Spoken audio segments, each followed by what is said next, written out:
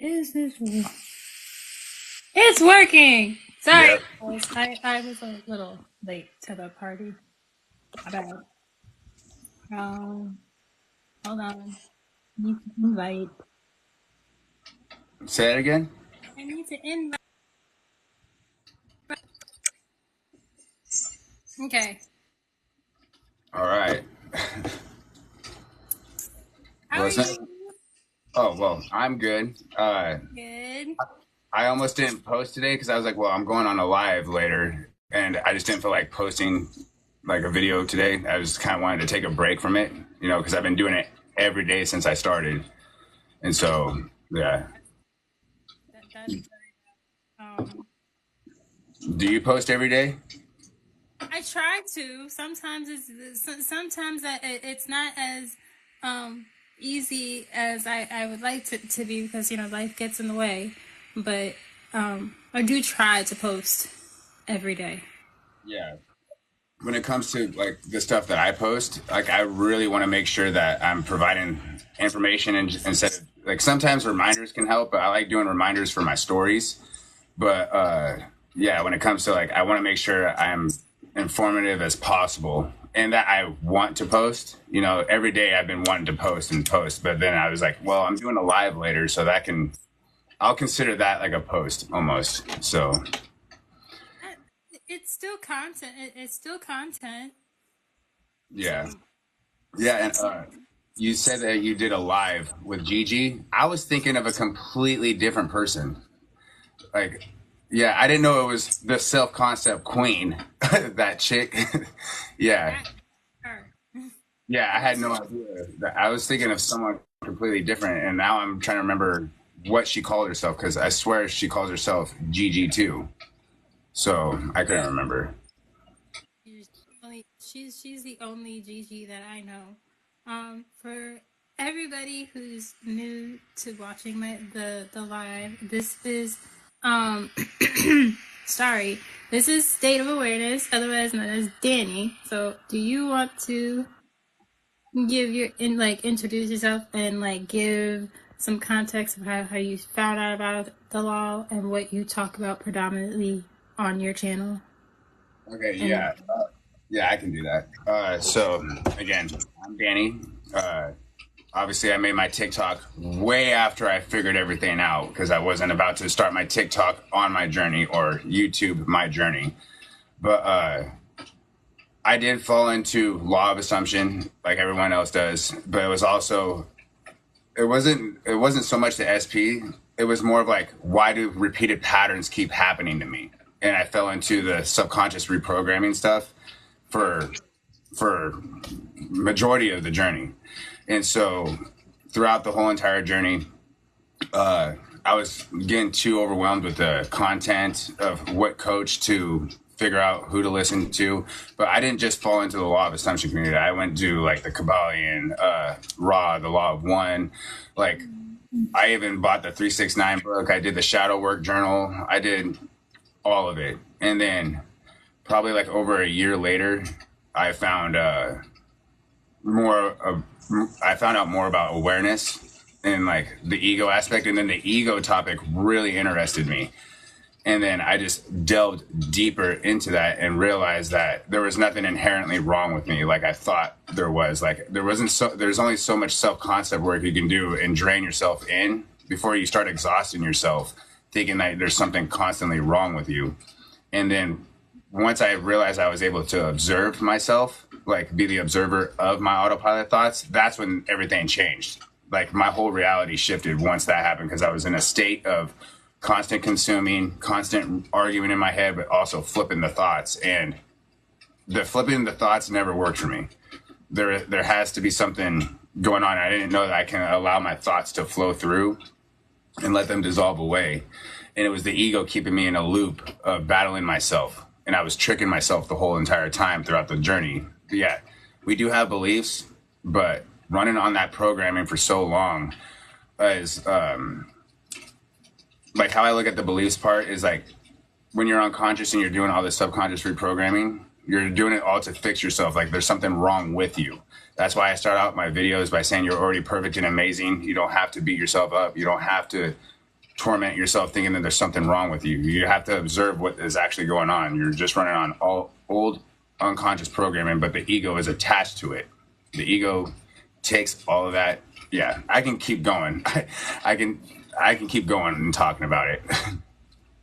Ah, that is really interesting. Mostly because I think I learned. I feel like for me, I found out about the law of assumption when I first started in 2020. It was like it was nothing about it. It was literally all about the flipping of the thoughts. It was all about like all of that, and I was like, wait, I feel like something's missing. Like there was like some people I was like, no, there's something missing. Like there's got to be more to it than what the just the flipping of the thoughts and just like the affirmations. Like yes, I get the persisting part and the consistency and the discipline, but there's something more. Like at least that's how I kind of at the time I took it, because I was like, oh well, um I want to go deeper than just it being just about this. And I started realizing that I accidentally found my degree program. Accidentally. But you don't just accidentally find it. It's kind of like one of those things where it's like, oh, I was searching for quantum physics and neuroscience, but then I found Leslie and whatnot. And I live in New York. My school is in Massachusetts. That's a whole other topic, like success story within and of itself, because when I typed in quantum physics and I typed in neuroscience, the first school that pops up is my school. But it has nothing to do with like it had nothing to do with quantum physics. They only had a minor in cognitive neuroscience, and I was the last person to like one of the last people to graduate with that minor because they were getting rid of it. They got rid of it this year. So I was like the last person to graduate with it. And I graduated with 4 classes instead of the 5. But again, that's a whole other story. And so when I found like the degree in holistic psychology and then like all of this stuff, when I would go to classes, we would talk about law of assumption. We would talk about like all these different forms of healing that I was like, wait, I didn't know this was a thing. I didn't know there was Reiki and herbalism and like all like these other things. I didn't know there was a thing called phototherapy, or like there's all these amazing things. And I was like, oh, like my teacher and my professor, he was like, the way that science is headed, biology and cell molecular biology is at the it's usually at the bottom, and that's usually the foundation of everything. But now quantum physics and spirituality, it's actually flipping it, and science is catching up with the spirituality part. Yeah, like I went down a little phase with the quantum physics stuff, but I was like, I didn't. I felt like that was just another modality to me. Like I didn't want to go focus on the law of assumption then quantum. I mean, like I was interested in all of it, like the 7 laws of the universe, or I know there's 12 total, but the Kabbalion and the law of correspondence is my favorite. That's why I'm going to get the as above, so below tattoo on me eventually. But with the quantum physics side, that's a whole other beast in of itself, and I like the fact that they brought science into it. And isn't Joe Dispenza part of the quantum physics part? Like, I know he does neuroscience, and Bruce Lipton does too. The neuroscience, and I think what helped me, like really grasp onto like certain things and like going into like a deeper understanding was a thing taking my mindfulness classes, because my master's program is in mindfulness, and when I started taking those classes, that really drove like things home for me, because then I learned like about mindful communication and pausing before you speak. Like there was like so many things that there's only so much self-concept, and like you says, like so much self-concept and like so much that law of assumption can go. Like it gets you, it's great for that foundational work, but to go deeper, like okay, well, mindful communication taught me, well, the person, your behaviors, your actions are not it taught me to pause before reacting. It taught me to listen without judgment before responding. Yeah, and that almost ties in with like understanding how awareness works and then the ego. Because once you stop identifying with the autopilot thoughts, that's like when true awakening happens. Is when you stop identifying with every single thought and claiming every single emotion. Because I don't know if it paused, but my bad. But yeah, right when I understood how the ego operates as a program and all that stuff, it straight up went to looking at it as an illusion more than myself. So when I became the observer of it and started realizing, because I think that's why people want to reprogram their mind, is because the ego goes right to all those beliefs and stuff and starts forming an identity out of that. And so people run off that identity. That's why they always say like 95% of your reality is all beliefs and stuff. But I view that as that's when you're unconscious. But if you're becoming aware of what's actually happening, you don't have to engage with that. You don't have to fix yourself. You don't have, it's nice to, that's why I say in one of my videos, like identify your triggers as they go, as you're going along. But you don't have to go down the whole journey for 3-4 years to heal an old state when all states exist at once, you know? So it's about where you're placing your awareness and focusing on that and declaring the right then and there, because you're not the ego.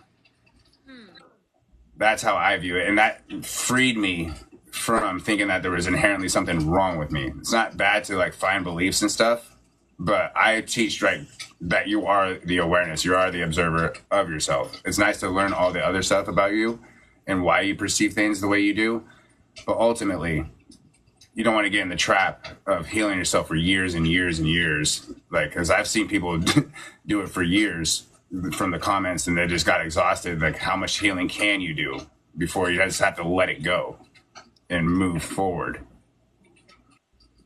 Yeah. Mindfulness, that goes back to the mindfulness and being, once you have that mindfulness and the aware, like you have the mindfulness and the awareness. I think like I didn't realize how much of the mindfulness part I was missing. Yeah. And that goes into the awareness, like that goes into the awareness, like, oh, okay, yeah, this makes more sense now. Then you go deeper, then you even go deeper with that, then I'm like, oh wait, how about we just sit in silence?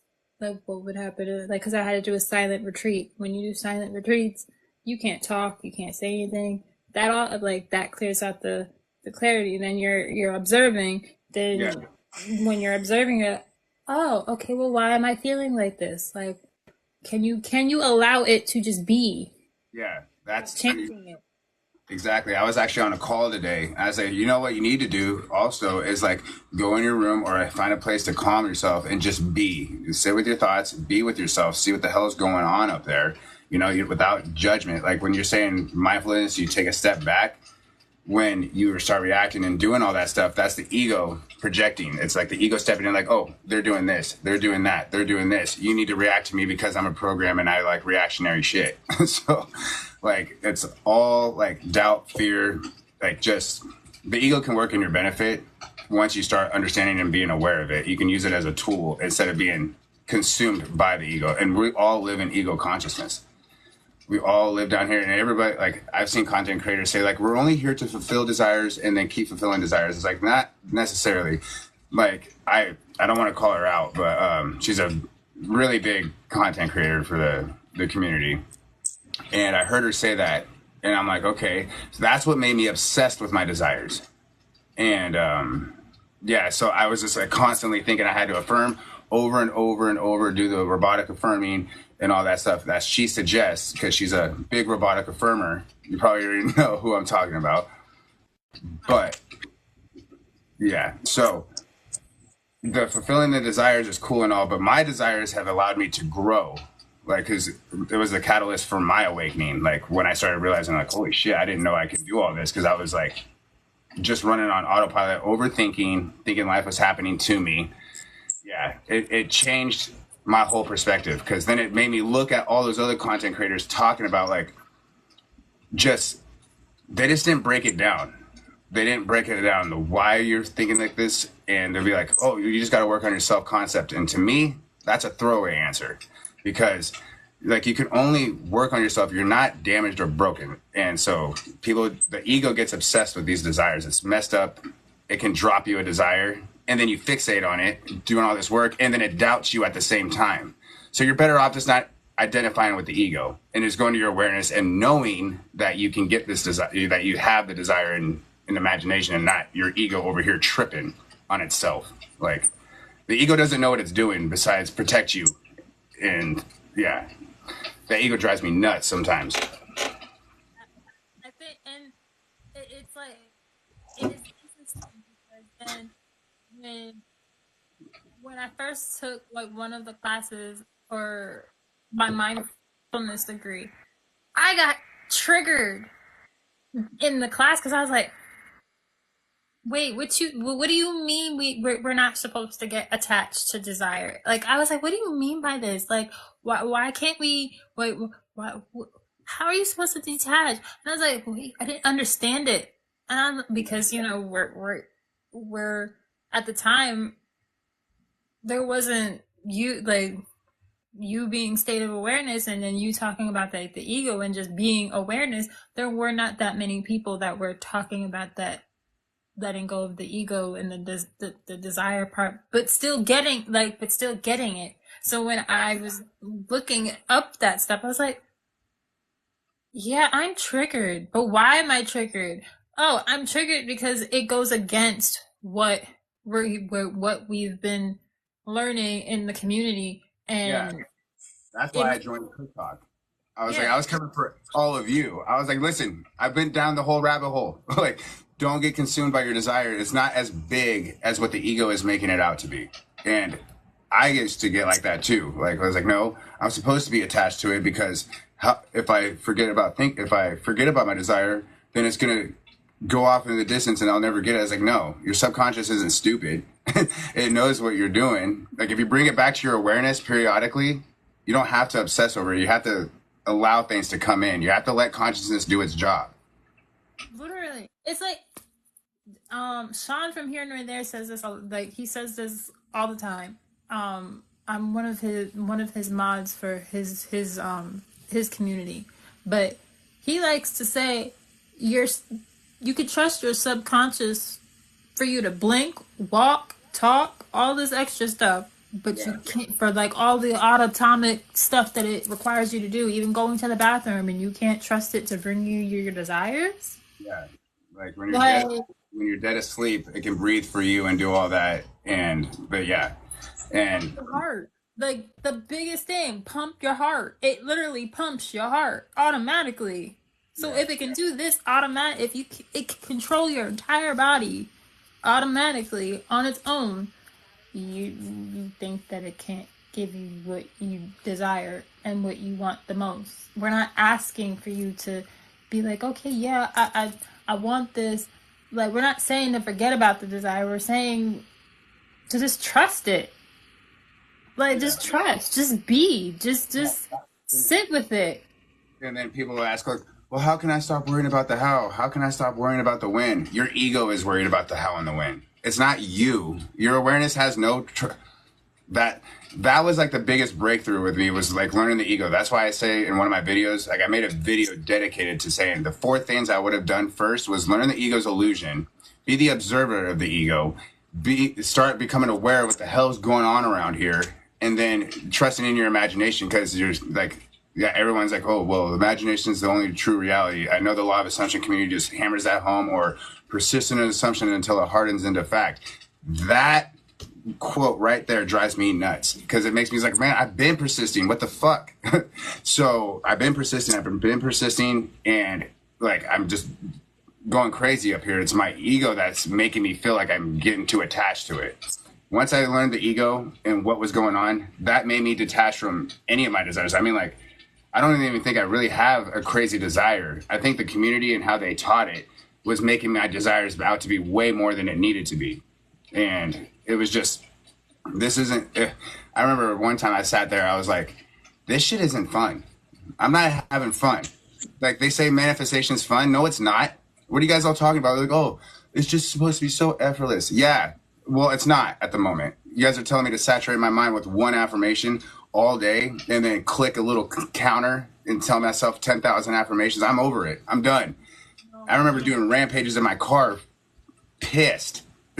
And then I just started claiming my reality then and there. I was like, no, I understand. I yelled at my ego. I yelled at my subconscious. I told it to hold my hand.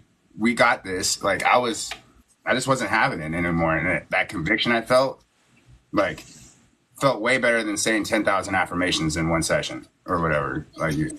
It's so like I love the fact that as a so me being a model and like me being a model and like a photographer on Instagram in particular, not so much on TikTok. I have a predominantly female audience on TikTok Me too. with a few males on here. That shout out to Marcus. I know you're watching. And but over on Snapchat and Instagram, I have a huge male audience because I'm a model. Yeah. Great. And I've been looking for a way to connect my female audience with my male audience while still simultaneously being authentic to who I am, because I'm a huge anime lover. I love video games. I love video games, but I love my Jordan sneakers and my Nikes and my Timberlands just as much as my heels and my fashion, and like I love all of it. But I also love studying the brain and neuroscience and mindfulness. I'm like, well, how can I connect the two? Like, how can I connect the two? Like, how can I, bridge the gap in between it? So I was like, I'll start streaming my video games. I'll start, asking manifesting questions. But now that I'm seeing like males in the community like pop up that are talking about mindfulness or talking about being more aware and letting go of the ego, I'm like, hey, wait, come over here. Can you talk about this over here so that the males over here can understand that this is not just a woman thing. Y'all need it just as much. Like if you don't know about Justin Baldini, if you've never heard of him, he wrote a book called Man Enough. I read it.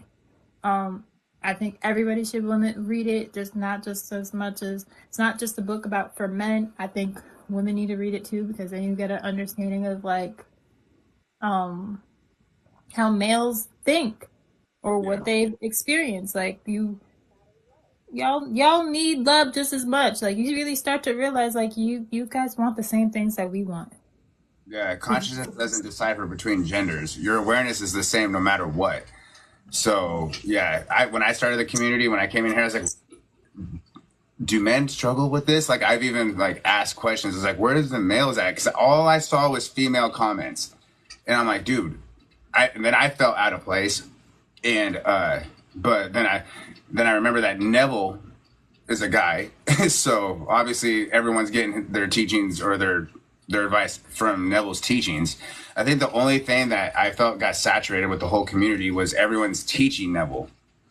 And when I started my TikTok, I wasn't about that. I even make sure that, I bring up the imagination, but I mainly harp awareness and the ego, because those were the two fundamental things that were profound to me. Nothing that Neville said in his books, and I didn't even read all of his books because I have the collection here, but I read The Power of the Subconscious Mind. I would listen to the audio tapes of the Psycho-Cybernetics, which is good, and Reality Transerving. But then I was like looking up videos on awareness and just learning more about the ego, and then it just really clicked for me. And that's why I know that the male audience on this community, it's there, but it's not, I don't think it's just not as vocal, but I do see men talking about certain things.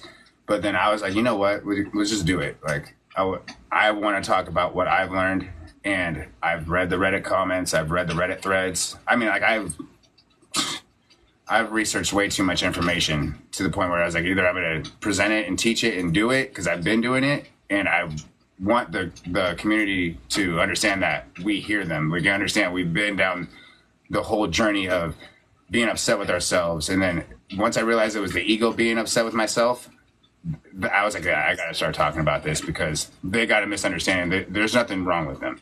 Like they're doing everything right. They're doing so, them doing wrong. Like, how am I going to explain that? Like I said it, like you're doing so good at being wrong that you're right at doing it.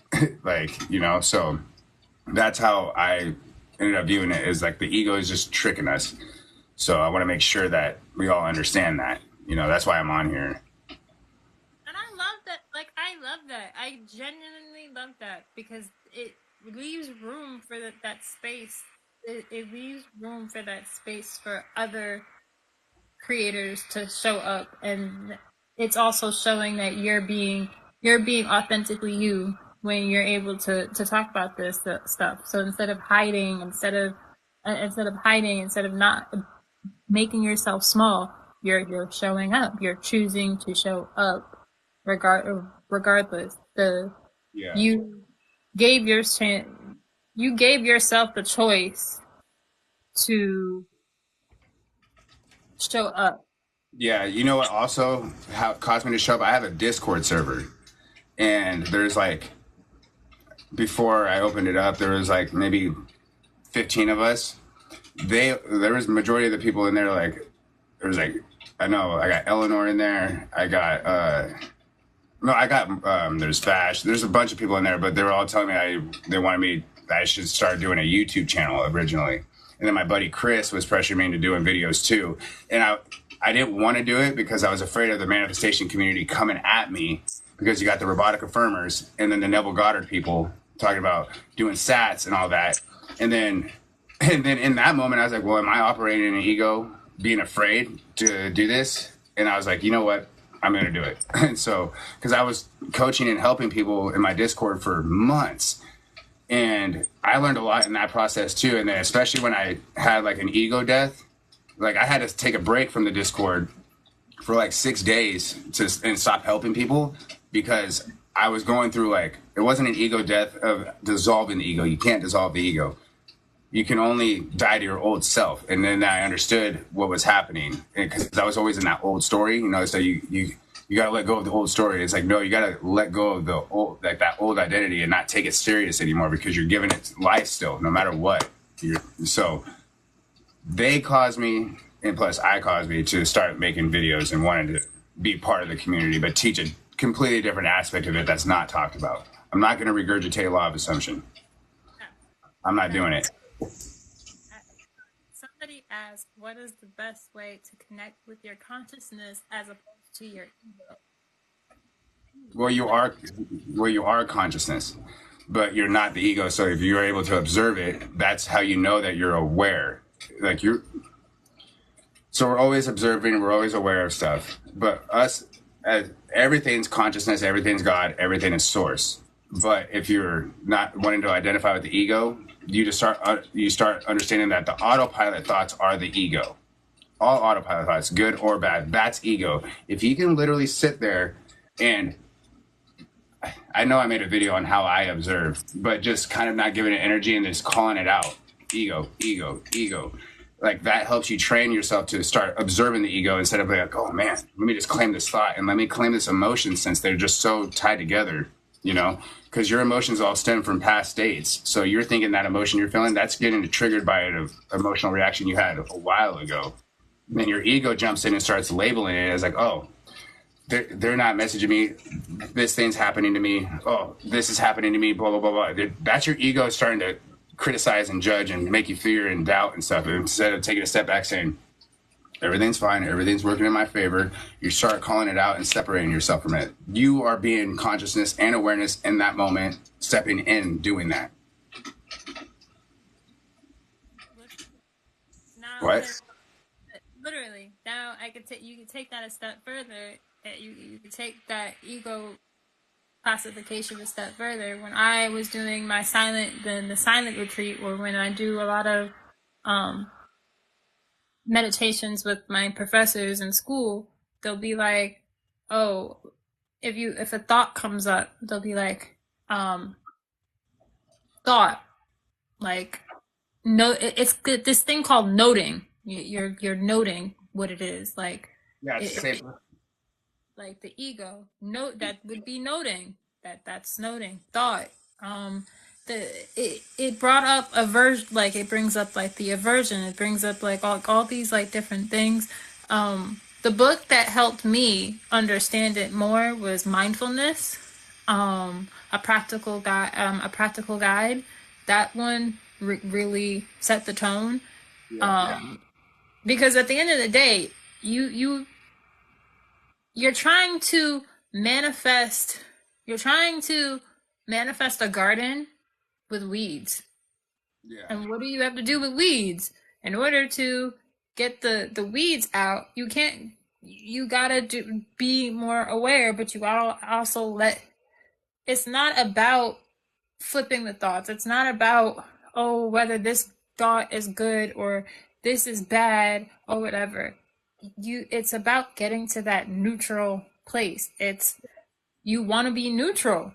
Everything's dual until you start assigning a meaning to everything. And then when you start assigning the negative or the positive, that's still ego. Like, unless you're consciously deciding that's what you're going to assign it, the automatic thought, that's ego jumping in and giving you whatever meaning that you were thinking to assign it. And then people are like, okay, well, if I'm assigning that meaning, that means that I have a subconscious belief deep down that is making me feel this way. So I got to identify with it and claim that meaning. No, that's when you have to step back and you really have to disengage with that ego, because we are at our core, we're not the ego. It's just a literal program that we built on accident. We didn't mean to build it.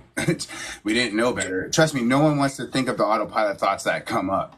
We wouldn't consciously choose that. So your consciously chosen declarations. I like saying declarations because affirmations feels to me that it's almost tied to reprogramming the subconscious.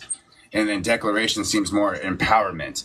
Like you're empowered, you're being the awareness. And yes.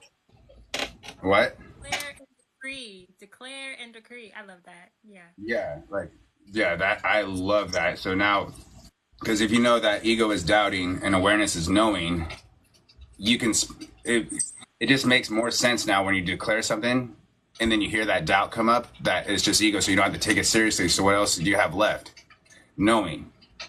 You don't have the fear and the doubt of the ego, because you know it's a program made by society trying to scare you. And like, you just like, that's why I don't even watch the news. I don't even take the news seriously, and I don't even watch other manifestation content, because there's only select people that I will watch just to support them, but I don't watch law of assumption type content like I used to. And then the clickbait titles, I cannot wait to hit 10,000 for a playlist so I can make rants. I'm going to make rant videos, and I'm absolutely here for it. I'm not fucking around on that, because like We get you to 10K because I want to see these rants. Ooh. I already made one video, and that was just like surface level. Because once I start going, instead of like telling someone about like how this goes, I can feel when I start going in a rant, and then I just start going. You should have seen my rant when I became. You should have seen my rant when I became aware of the ego. I called my friend Lena, and I just said, "Fuck this coach, this coach, this coach. What were they teaching us?" I went off because I was. It was only for like a half hour where I felt a little bit resentment because of everything I went through. But then I was like, well, I had to go through all that to get to this point. And then everybody would be like, there's nothing I wouldn't have changed on this journey. And I was like, yeah, I agree with that, but I would have absolutely changed something. It would have been finding the ego's illusion first. I would have swapped that with reprogramming my subconscious any day, because I already knew my beliefs. I already knew what was going on because I went to treatment 5 years ago, and they peeled me like an onion to figure out why I was drinking the way I was, you know? So I kind of understood. But when I found self-concept, I didn't realize I was recreating things over and over and over again. Like, I didn't realize that I was speaking like, you should have seen the journal shit I was doing with the friend zoning. I friend zoned the hell out of myself on accident. I couldn't believe that because of the red pill community saying you gotta be the alpha male, you gotta manipulate, blah blah blah, you gotta do all this stuff. All victims. They're all victims. They blame each other. They blame the opposite sex, and it's like, dude, stop watching that stuff. Start learning about awareness and understanding the ego, because you're going to screw yourself over if you're watching dating advice videos, because that's all manipulation of the 3D. I literally had a conversation. I kid you not. I literally had this conversation with a girl at work earlier today, telling her those same exact words. She's like, well, why did, because she was like, do you watch the Sprinkle Sprinkle Lady? And I said, no. She's like, well, why? I was like, because like it goes in the genre of toxic relationship advice. And I'm Oh like, yeah, I can't I'm not stand that. doing that. And she's like, well, why do you feel that way? And I was like, well, because one, if I'm sitting here, like, there's three assumptions that she likes to give, and that's the some many ain't sugar honey iced tea, or the if he wanted to he would. I'm like, no, no, no, no, no, no, no, no. If It's he wanted not, to, he would. if it, that one line right there, it irks me because that's not a fact. That is a belief that got literally that is a belief that we have literally, well, some of us, not all of us, majority of this world has made into a viral thing. It's not a fact. A fact is that my room is green. Yeah. That's a fact. But it's not a belief. A belief can be changed. Yeah, it's only temporary. Just like your emotions and thoughts are just temporary. But people like to claim it as theirs and make that their truth right then and there. And that's like, especially hearing outside opinions. Like when people are asleep, it's so much easier to fall for that trap. We all did it, before we found consciousness and stuff. But those dating advice videos, like that's my favorite right there. Is like if they wanted to, they would. Like if they wanted to text me, even placing your awareness on the fact that they would if they really wanted to text me, they would text me, and then you're sitting there still waiting for a text, manifesting a reality where you're not getting that text because you're waiting on it. It's not. And I don't look at it as like I look at the subconscious beliefs different on that because like awareness is like what you're viewing right now of being aware of, and also where you're placing your awareness internally. But that the dating advice videos. One dating advice video came up on my algorithm. I'm like, nope, block. I was like, nope, I'm not having it. I'm quick on the not interested, not interested, not interested, not Yeah. interested. Like Anything like victim mindset, it's even hard for me to. Like, I got my mom awakened. My mom went through my TikTok and started watching my videos because I told her, I was like, it's hard for me to talk with you, mom, without me being biased to you because you're crying and I'm trying to help you, but I can't just tell you that it's your fault. I can't tell you that it's your fault. What? all the time. But I'm very good. I tell her that it's her fault. I'm not. I don't My sugar. mom knows it's her fault too, and but I try to help her. So she's like, okay, I'm gonna listen to your videos, and I'm just gonna sit there and just listen. I was like, please do that. And then I got my cousins watching my stuff too, and because they hit me up, it's like, what was the inner conversations you were talking about, and blah blah blah. I was like, oh, all right, here we go. Got 4 family members looking at my stuff too, so it's definitely a good thing. And my dad's partially awakened, but he's on a whole other thing. Like my dad's so unique, it's ridiculous. But besides that, yeah, getting these family members to get out of their own way and hearing them complain, that's the hardest part for me. And I have to use discernment when people are complaining or being victims. So I guess that's an assumption in and of itself. I guess I'm manifesting a reality where I can't deal with people doing circumstances. But no, it's like I have more empathy for them instead of just going right to telling them it's their fault. Because some people just don't. It's like radical accountability and radical acceptance to take control of understanding you created everything. Might not have created that circumstance, but you were the person that would have happened to, and you had a belief or placed your awareness on something that would have happened. It could manifest 1,000 different ways. Unfortunately, it happened that way. So, yeah, Yeah, I think that's where the. I think for the most part, I feel like sometimes some coaches they they lack that empathy and compassion too. yeah, And the goal, okay, one of the things that I think stuck out to me that I won't forget, that I'll never forget, one of my professors said in my eco psychology class. He said, the goal is for you to fire me as a therapist, psychologist, whatever. Your goal is to not continue to work with me. Your goal is to fire me. For me to be able to teach you how to go through life's waves, like the yeah, up and the down, for me to give you the tools and the resources that you need to get through those low points, not for you to keep me as your therapist or as your coach or whatever.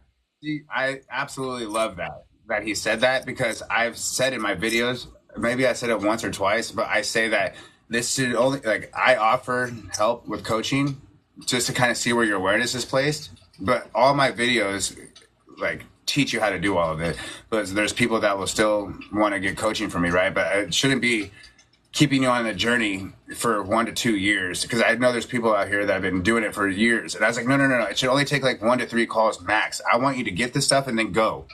I want you to go live your life and enjoy the knowledge that I just threw at you. And then once you are placing your awareness in that kind of reality, you will naturally start coming across stuff that cultivates that type of reality that you're going down.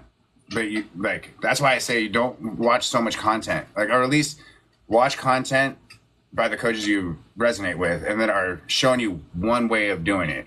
Because I messed up going about listening to everyone else's opinions. So it was like very daunting. But yeah, that's cool that the coach, that person, you said your therapist said that? It was one of my professors that said that. Isn't it? Yeah. Let's just say I did more healing in school than I did in actual therapy. Like, yeah, because you're trying to learn more about you instead of like reminiscing about the past, because it's still being brought into your awareness, manifesting internally.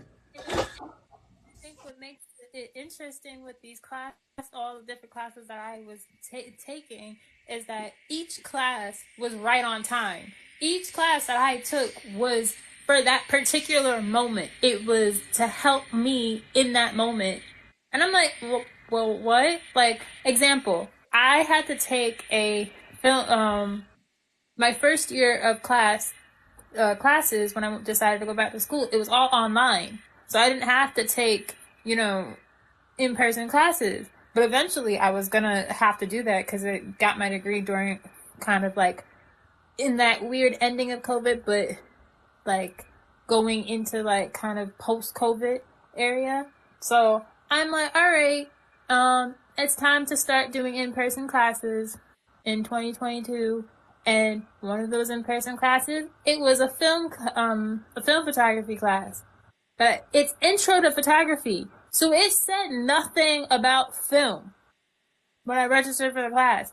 I'm like, I'll be fine. I'm going to be fine. It's intro to photography. How bad can it be? I just need a digital camera. Great, cool. First day of class, found out I had to do film. I'm like, I don't know anything about film. I know absolutely nothing about film. I don't know what that is. I've never touched a film, roll of film. I've never touched a film camera. I don't even know how to put film in the damn freaking thing. Yeah.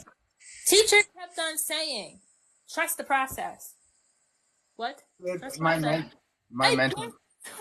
You want me to, and at the time, I was so triggered by trusting the process. I was like, you want me to trust the process in this?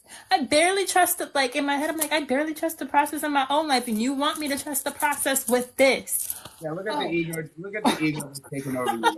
I was like, okay. So she then says, so then what I learned from the first time being in that class till the end of the semester, I learned, well, one, you're literally unraveling a roll of fucking film.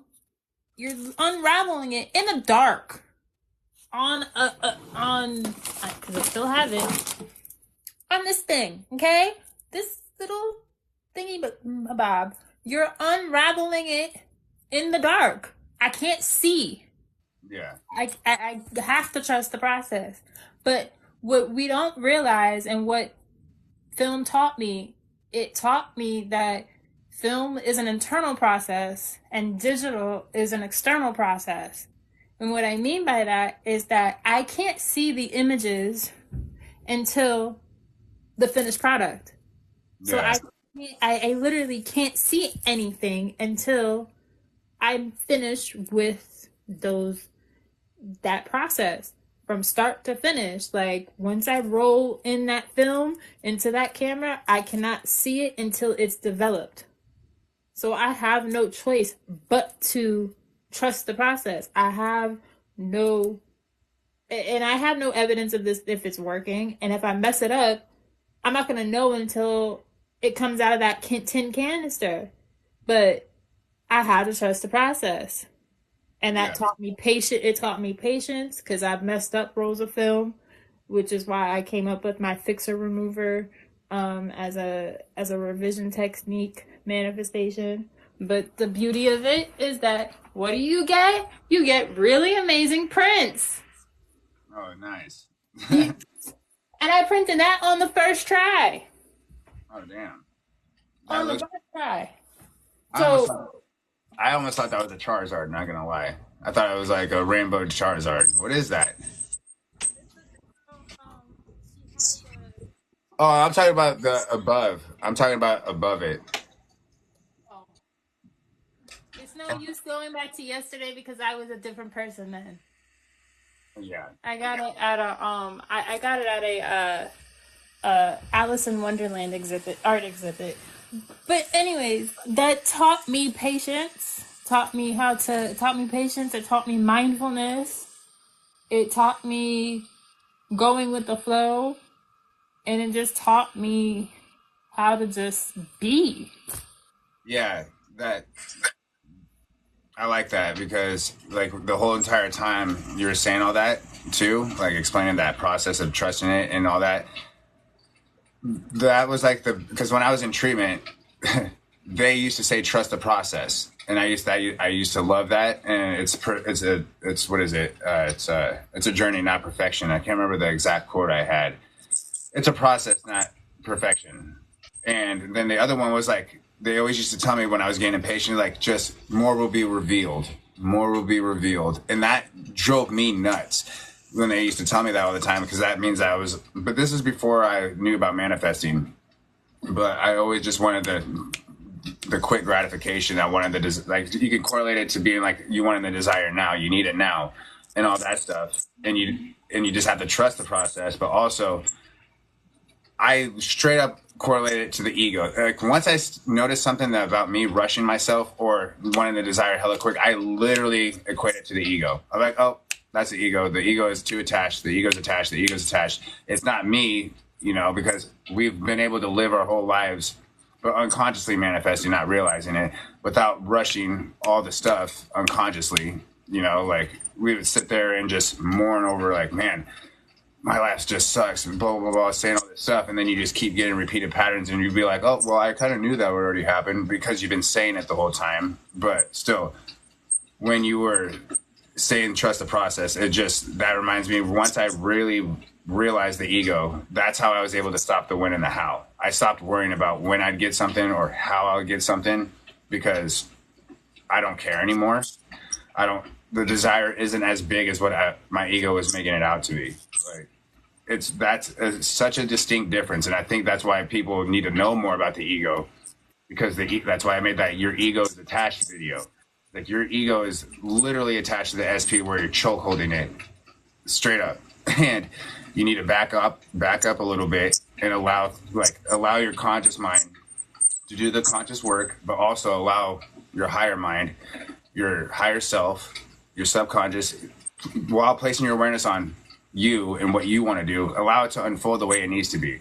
Your ego just wants to do everything. It just wants to just dip its hands in everything. You ever seen Scary Movie?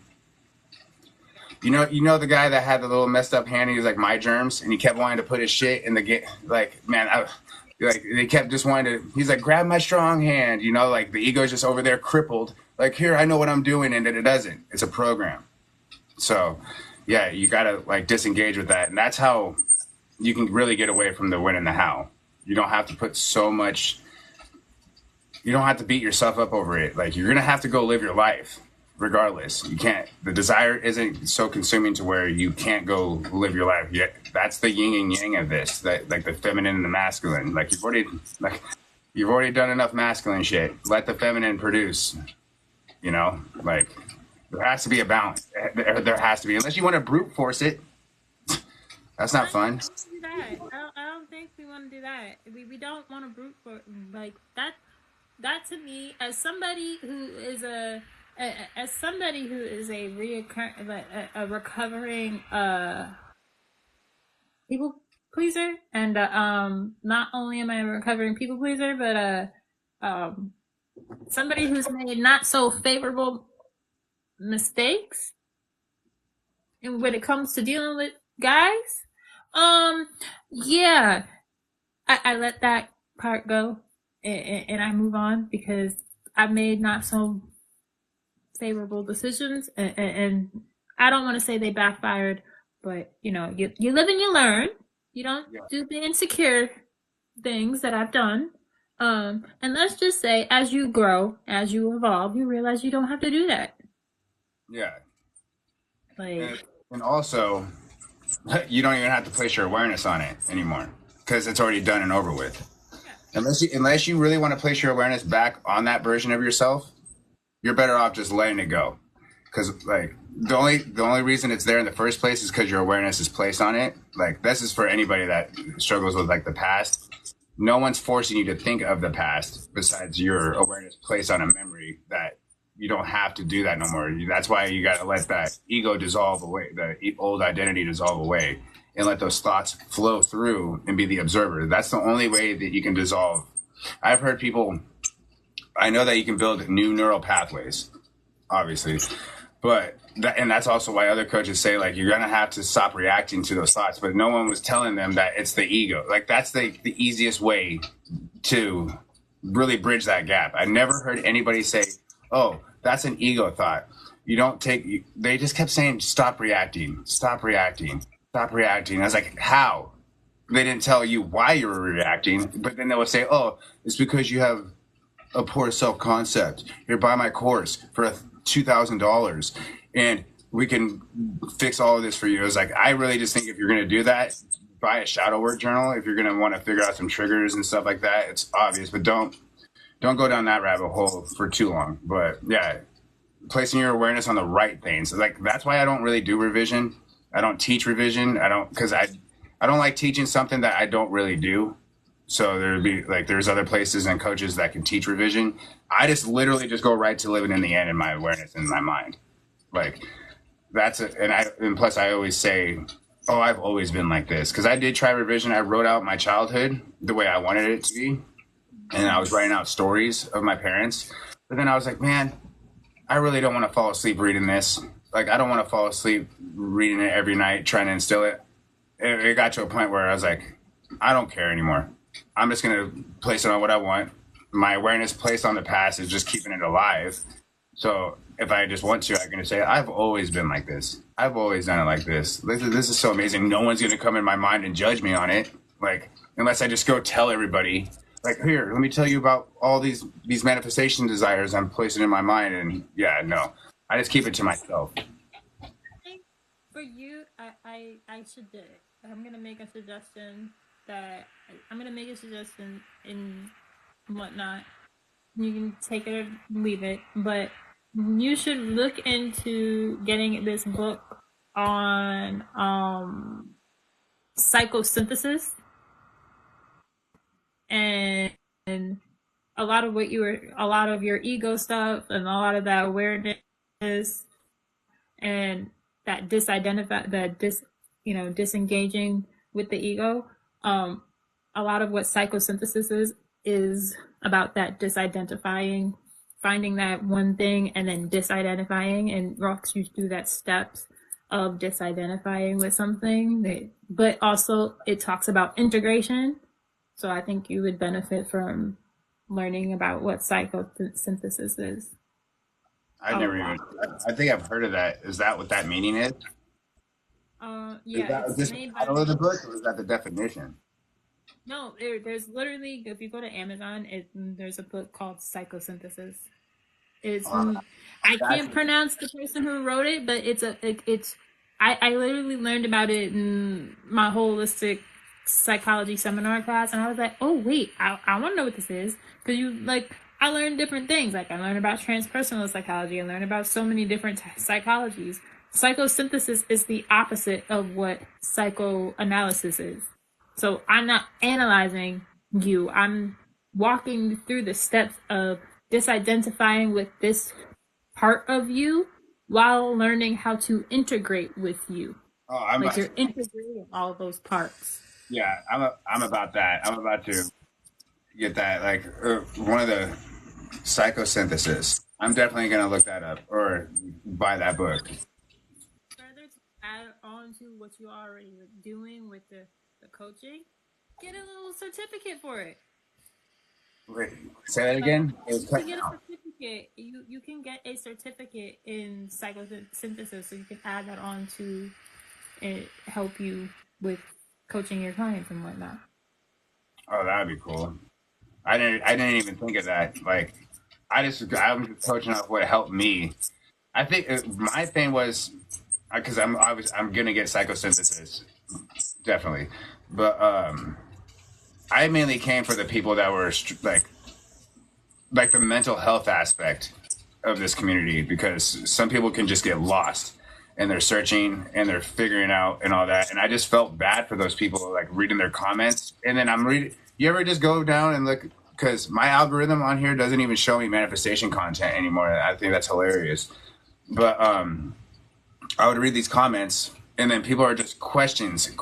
They're not saying like, because my comments on my TikTok blow me away. Like, I'm just like, dude, everyone, it's clicking for everybody. Like, like that makes me feel really good. Like, I almost, one of the videos I was going to make today, but like I decided to do the live was another gassing you up video, but also telling the followers on my TikTok that you guys are all amazing in the comments. Like I've never seen such positive comments saying it clicked or they appreciate the content or I blew their mind by understanding the why and the how and all of that stuff. But yeah, it's just I came here for that. I set an intention when I didn't come here to get the validation of the comment section. I came here for how those people are showing up in my comments saying they get it and they just needed some more like walkthroughs. Like there's people that ask me questions, but also understanding the ego when they're asking me that question too. They're just saying, okay, how about this? What about that? And I was like, yeah, I like those questions instead of like, how can I manifest my desires? And oh, is it impossible for me to do this? First off, consciousness doesn't have trouble at all getting you your stuff. The ego has trouble getting you your stuff, so it freaks out. But consciousness has no problem, no issue. Not a filch. Yeah, you are awareness. You don't have your conscious mind has no issues um trying to stir up problems. Your subconscious it's not and it's not a slave. Like quit talking to your subconscious as if it's a slave because quit talking to it like it is a slave. Like it is your best friend. Mm-hmm. Like how would you feel and I love this analogy and I have to give credit where credit is due. Sean, he made this and he made this point. How would you feel if your how would you feel if you were at home, you were at home or whatever, and your SP comes rolling in and he's like, "Make me food." Who are you talking to? Because I'm not making you food. But then because you're ignoring him, um, he starts nagging you with the repetition, like, "Make me food, make me food, Yeah. make me food." And you're like, no, I'm not giving you this. Like, I'm not. And you just keep ignoring him. Now, I bet you if he started talking to you, sweet talking you, saying baby, and like coming in like, you know, all sweet and tender, asking you once and being patient and, you know, cool, calm, and collected, I bet you're gonna make that man a meal with no questions asked. That's exactly how it is with your subconscious. Yeah. I don't talk to my subconscious all sweet and loving though. But I don't treat it like it's a piece of shit though. Like the ego, I tell it to shut up. But I don't give it. I don't fight it though. Like I'm just like, nope, we're not having that. I ain't doing that. I'm good. But then with the subconscious, I don't even. I I don't even like do the repetition stuff anymore. It's because I felt like when I was doing the repetition, like I'll bring it into my awareness, I'll put my focus on it, and blah blah blah blah blah, and I'll do that periodically, you know. But I felt like when I was doing the repetition, it was for me to convince the ego to get on board because the ego kept fighting me on it, and people was like, "Well, I can't believe," and it's just so hard for me to believe it. I was like, "You mean your ego is not believing it? You're not sitting there." Because that the illusion is real when it comes to the ego. Like if it's not in your benefit and you're not thinking in your favor and all of that stuff, and you're questioning yourself, even if you're confusing yourself, you know, like when you're confusing yourself on just the concepts of knowledge, that's different than getting confused on if you're doing it right. Should I learn a little bit more? Maybe I'm just not getting something. That's still the ego stepping in and like confusing you, detracting you from just observing it. You know, like and there's times where I get confused. I'm like, what did they mean by that? You know, that's different. Like you're trying to fully fundamentally understand. But like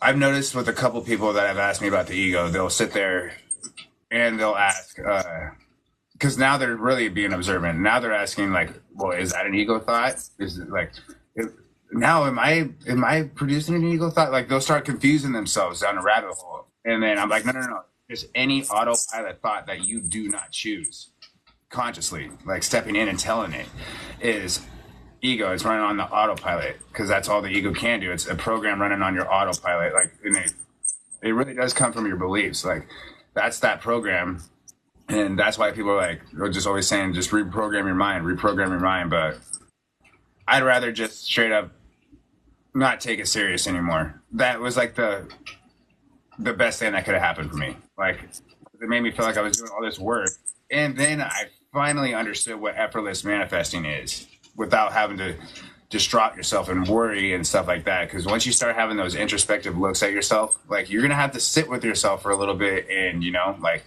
instead of going to find answers, sit with yourself for a little bit, meditate a little bit with your mind, and calm yourself down. You know, and be gentle with yourself and have some grace with yourself. Like I always encourage that too. Don't just straight up get mad at yourself and yell at yourself and call yourself stupid and stuff like that. Even if you're jokingly saying you're stupid, like I'll catch people doing that all the time. Like I correct people in my reality when they start talking bad about themselves, but in a joking manner. I'm like, no. You're doing amazing. Everything's working out for you. Like I correct everything. I even corrected my dad earlier when he was like joking around. I was like, no, because I can catch it. I was like, no, don't say that about yourself. Do not say that about yourself. Yep. I do the same thing. And the mindfulness part and like the meditation part, you guys, like there's actually more than one way to literally sit and meditate. It doesn't mean that you have to sit and like sit in like, you know, cross-legged position and meditate. No, that I've learned in my degree, like there's sitting meditations, there's you can stand up and meditate, you can lay down and meditate, you can do walking meditations, you can go outside and like literally walk up and down the block and doing walking meditations. Like there are so many different forms of meditations. It's like not even funny. There's even this thing called forest bathing. There's so What? much. Yeah, Forest? forest bathing. Forest bathing? What is that? Basically, forest bathing is where you just go out into the forest and you just Oh, you enjoy, just do it with nature? like literally connect it. It's like a way of connecting with nature. Is that like when they go out there too, like they want to go out to nature and then they ground themselves by taking off their shoes and being with nature? Or is it just being out there enjoying the birds and the bees and That's what I think that's also what it is. It's also about I didn't do my research paper, so I don't know much about it. I didn't do research on this particular one. I like when I did. I think I did mine on the. Forgot what. I did a research paper on social media and mindfulness. I wrote about that and how I feel like social media needs to learn about some mindfulness practices. I've done, I've written my paper on a paper on self concept and law of assumption, like the different things that I things that I use to help me overcome where I've been at and where I started. I wrote a 20-page paper on psychoanalysis on Cruella de Vil. That was pretty interesting.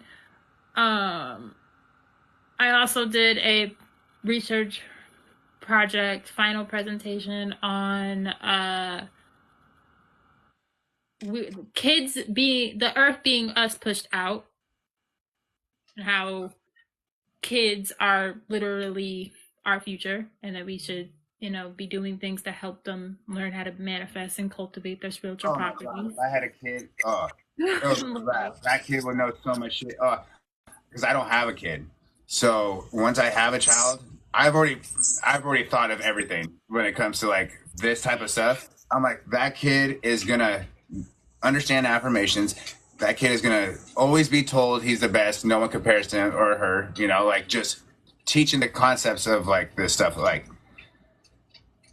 even kid, like when you find, because I found this stuff at 32, and I remember getting told like, because it take like your the neural pathways after like a certain age solidify. I think it was That's a like lie. 31. That's a lie. It's No, actually a lie. no, I heard that, right? That's what I heard. So yeah, because I'll tell you this real quick.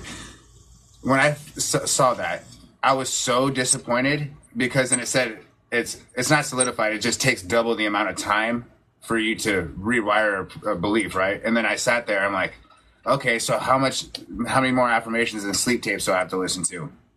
And then that's just even like you're just manifesting reality of that, where it's going to take even longer and longer to do that, and you're just going to do all this work, and you're in a cycle. And then now I don't care. Like I was like, nope, this is me. This is how I am now. I just stepped into it once I stopped falling for the ego and stuff, and stopped searching and getting other people's opinions.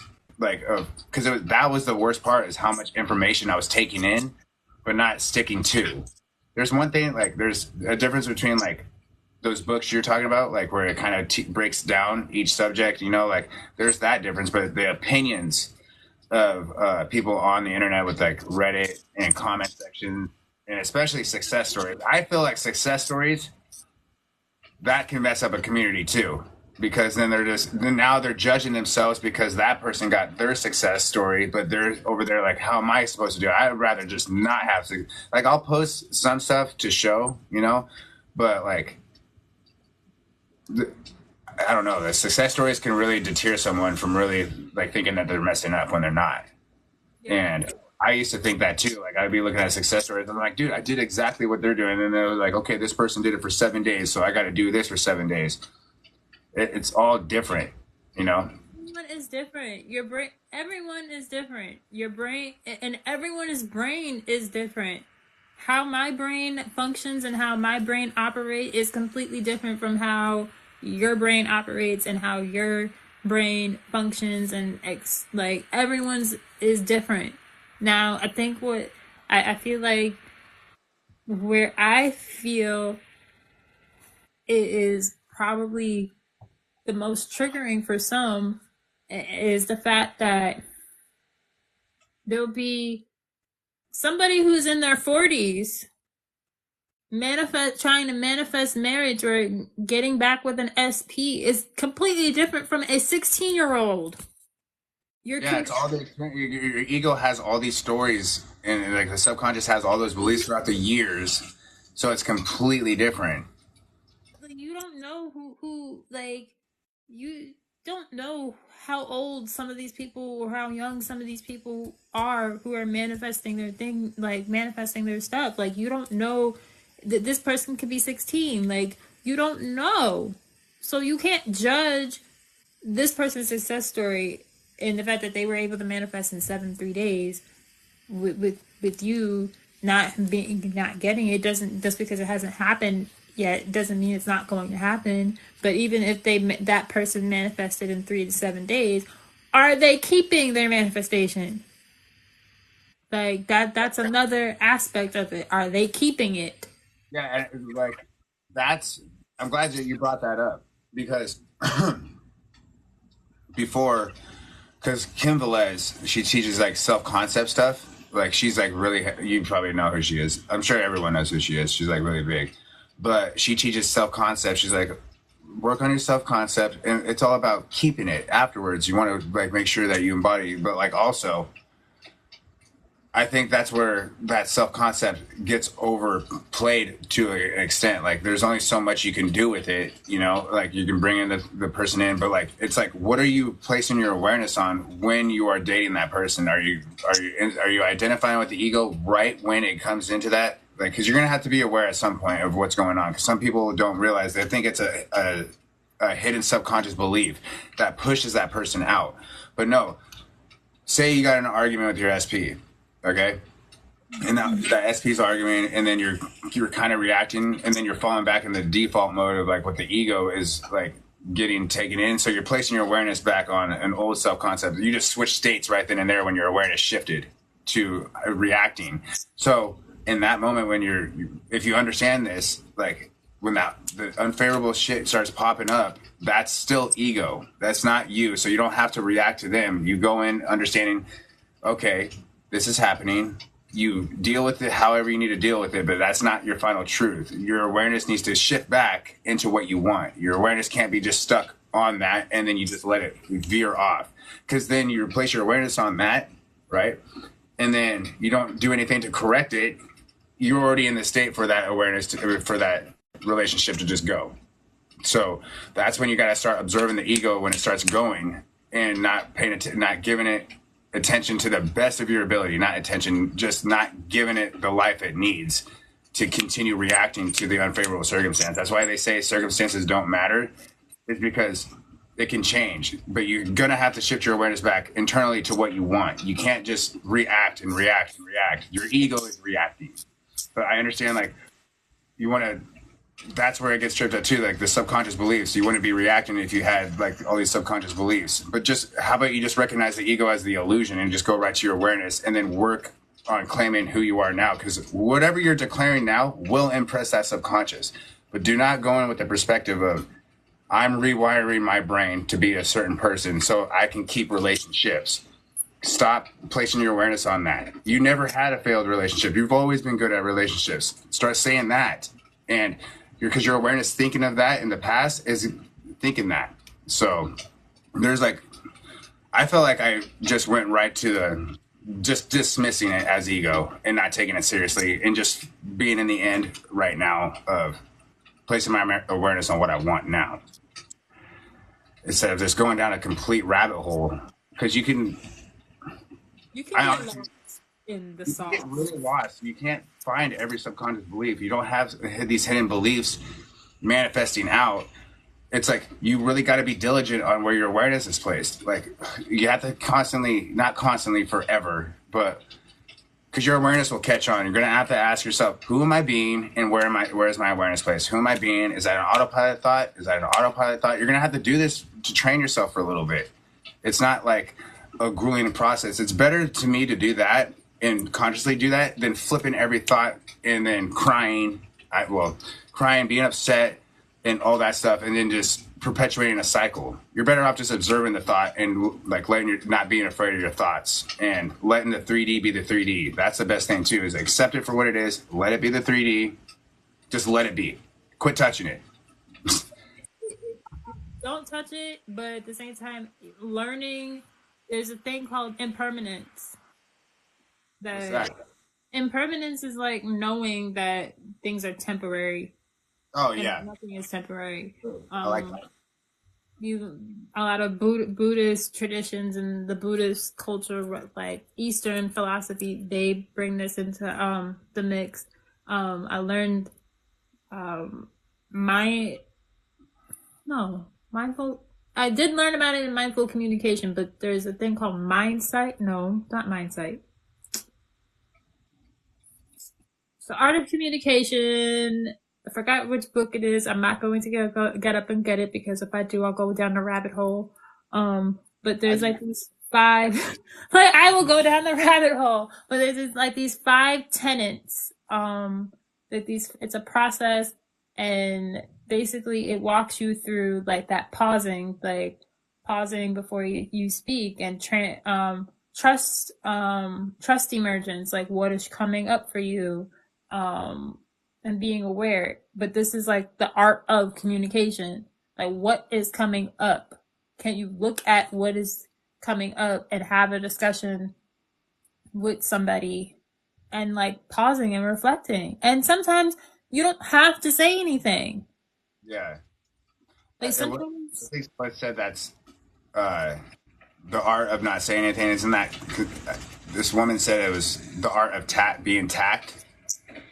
I think that's the word she used, being tactful, like not saying anything unless there's something that needs to be spoken about. Because someone confused her shyness for being tact or tactful. Like, I think I'm using the right word. I can't remember. But she doesn't speak unless there's something that actually needs to be talked about or discussed. But she'll sit there and sit back with it. But I can't remember what interview I saw that at. But I thought that was actually, I didn't even think of that. So she definitely doesn't just react and start speaking. You know, she doesn't let the ego just step in and start going and going and going and going. Oh, it's called insight. So it's called insight dialogue. Insight, um it's insight. called insight dialogue, and the guidelines for insight dialogue are to pause, temporal pause, stepping out of habitual thoughts and reactions into experience in the present moment, mindfulness. Then you have relax, invitation to calm the body and mind, receiving whatever sensations, thoughts, and feelings are present. Acceptance, open, extension of mindfulness from internal to include the external. Spaciousness matures to include the relational moment. Mutuality. Attuned to emergence, which is what I was which is kind of like the trust emergence. Attending to impermanence of thoughts and feelings, entering the relational moment without an agenda. Don't know mind. Listen deeply. Listening mindfully with an awareness that is relaxed and open ripens into unhindered receptivity of another. Speak the truth, articulating the truth of one's subjective experience with mindfulness, discerning what to say amid the universe of possibilities. Damn. I'm going to have to. Where did you read that from? Insight dialogue. I keep thinking you're saying inside dialogue, like you're trying to say internal dialogue. Yeah, that's but essentially that's what insight dialogue is. It's insight dialogue is kind of like in internal dialogue and internal conversations. That's my natural dwelling place. Yeah. However, insight dialogue, what I love about insight dialogue is that you can apply it, you can do it in a traditional sense, but you can take the guidelines and apply it to your personal life and your relationships and things like that. Like you can use them to help navigate. Because, okay, yeah, you get your SP, like you get your SP, or you have all these relationships and friendships or whatever. But how are you communicating with them? Like, Yeah. how are you showing up? Like, are you still reacting? Are you pausing? Like, I bet you your bottom dollar, a majority of our issues and majority of the issues that we have with other people are a conversational aspect. It's a conversational issue, and not knowing how to communicate Yeah. or listen. Yeah. Yeah. I honestly, if like like how like the manifestation part with all this, like the community, like when we get hung up on like the desire part, you know, like I was talking to someone earlier, she wanted to send a text to her SP. You know, it was actually a good video about like the ego and all that, but she had a fear, you know, because she was kind of nervous because in turn she's like manifesting her SP, you know. But then, but she was just like had this fear, like thinking like, and obviously that's ego, like the fear of the doubt, you know. And there's one coach that says you are the ego and the I am, and I teach that you're not the ego and you're all of the I am. All right, so. So I told her that, but I said, if you're fearing and you're just having like this anxiety to send that text, then don't send it. You know, like when they say you don't have to reach out to your SP or anything like that. A lot of the time we always say that so you don't have to spiral out of control if you send it and you don't get like the the the response you want, you know. But the ego is still looking for that response. I'm saying like once you just disengage with that, like I don't mind like texting and doing all that stuff if I'm trying to get across something. I don't view it as like messing with the 3D. It's all about how you're reacting to the 3D when you do it. And if you're just in that knowing and stuff like that of just understanding what's going on, like I really look at it as like, how are you reacting? You know, you shifted if you reacted different and compared to like your old identity and stuff. But like that communication, because you're going to be in a relationship with this person, you're going to have to communicate. Imagine trying to control the whole relationship in your mind and you don't do anything, you know, like what, like you're not going to go take them out to eat or you're going to like make them food or anything, or you're going to have jokes. What, you're just going to be in your mind creating all the jokes and make sure that they're doing everything. I don't look at people as puppets because I've seen people talk about this. I view that whole thing as like you're just changing the dynamic and the perception you have of them in your head. You're not controlling every facet of them. Like you might as well just get a new SP if you have that daunting of a story.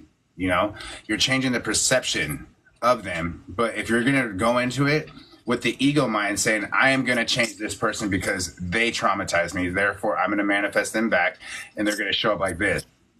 It's not an achievement. It's like I don't look at it like that at all. Like I had to like help someone in my Discord because I've been helping her for 6 months. But I took away the manifestation aspect of it and talked about her mental health of it. Like, cause the more she kept talking and the more she kept telling me about her childhood and the more she kept talking about the dynamic that she had, I told her, I was like, okay, we have to stop talking about this story though. And you have to stop telling me about the circumstances because they don't matter. Like, you don't want to keep perpetuating the cycle. And then until I realized that, she's like, I want him to bow down and kiss my feet and blah, blah, blah, blah, blah, blah. But also doing all that. And I realized, I told her, I was like, you know, it sounds more like you're just trying to achieve it because you want payback for him hurting you so much. You know, you need to step back and start loving yourself and giving yourself, because you have to love yourself, because she wasn't putting herself first. That was the ultimate thing out of all of it. She was completely ignoring herself. And so I told her, I was like, next time you message me, no more talking to me about SP. I want to know about what you've been doing to help yourself and loving yourself and what things you've been doing for yourself. No more SP talk for 2 weeks. And yeah. So, and then she said, she's like, oh, well, I love you, Danny. Thank you. I'm going to do this. I'm going to come back. I'm going to tell you everything I've done for myself. Cause I didn't realize the rabbit hole I was going to walk into with her, but it was worth it because I was the only one she was able to talk to. And she's like in this small little German village with no one there to talk to about this stuff. So yeah, she's all over there alone and stuff. I'm like, okay, let me help you. That was before I did TikTok and all that. So yeah, but she's doing great now. That's valid, and I think that's amazing. Like, I think that's amazing, and I also think that it's okay to like, it, you're gonna have your bad days. You're gonna have your bad days. Like, it's not. It's a practice. It's not. It's a practice and a lifestyle. Some days, some days are better than others, but as long as you keep going, then that's all that matters. And for the most part, people that have been watching me for a while, I've gone through some pretty extensive circumstances that would make anybody want to give up. Okay? I can't even, like, I can't even, the things that I have gone through, it sounds like a telenovela. Okay? I might What's be that? a telenovela, like, have you ever watched Jane the Virgin? No. A telenovela is like a Spanish soap. It's a Spanish soap opera. Oh, okay. And with telenovelas, they're so random. They're so out of like they're so random. They're so out of the ordinary. They like have all these different plot twists that you don't see coming. You're like, wait, what? Oh, Like okay. that's literally like kind of like the definition of like my life. Like my life is literally a straight up telenovela. Like my best friend that was in here not too long ago, we were not speaking for 6 months. She's now my roommate with her Nice. kids. Like what are the odds? Like we were literally not speaking for 6 months. She is now my roommate. I Yeah. have come to the conclusion that she was on her, like I've come to the conclusion that it was always supposed to happen because she had a manifestation success story while being my roommate that had she not been my roommate it wouldn't have happened, Yeah. and I played an integral part in that.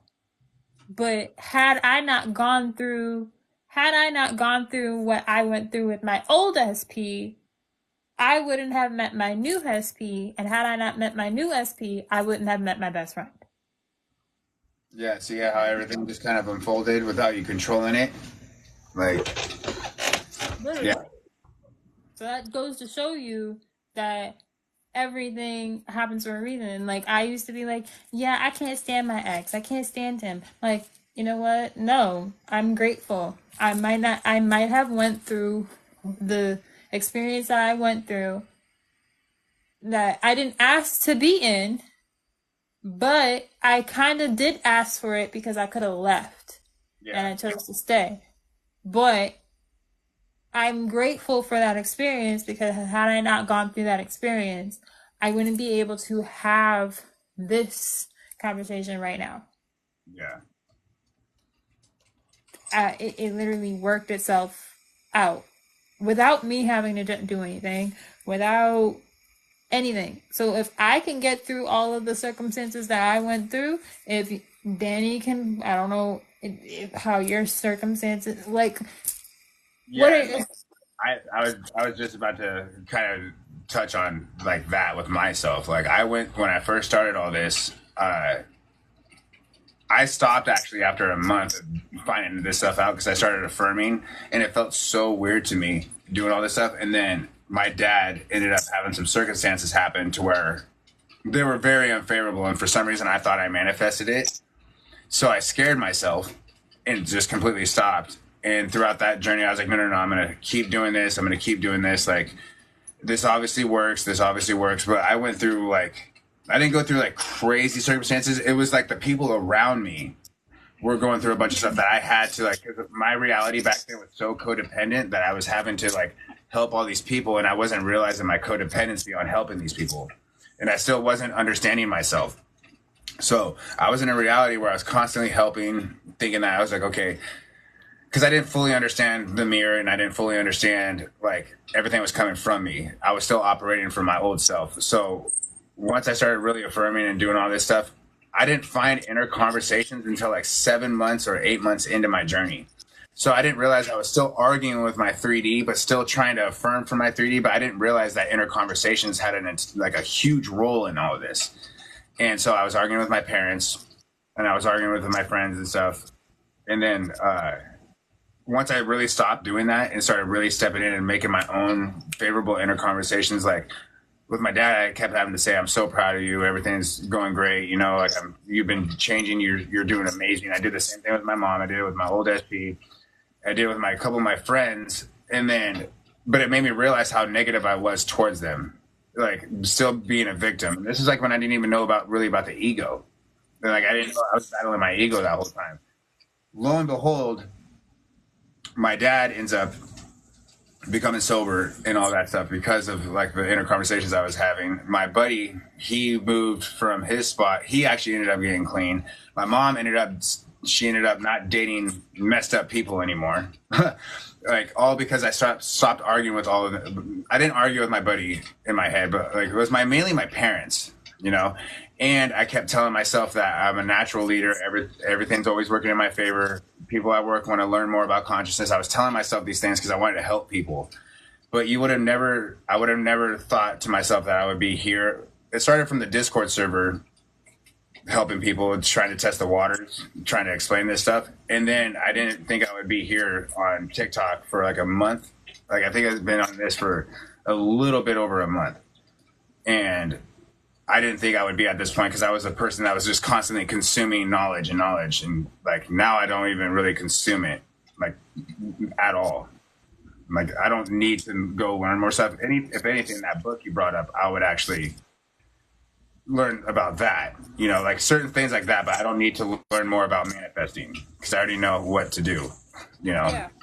and I don't need to look at success stories because I'm really under the understanding that everything's coming from me, and wherever my awareness is placed, that's all I need to worry about.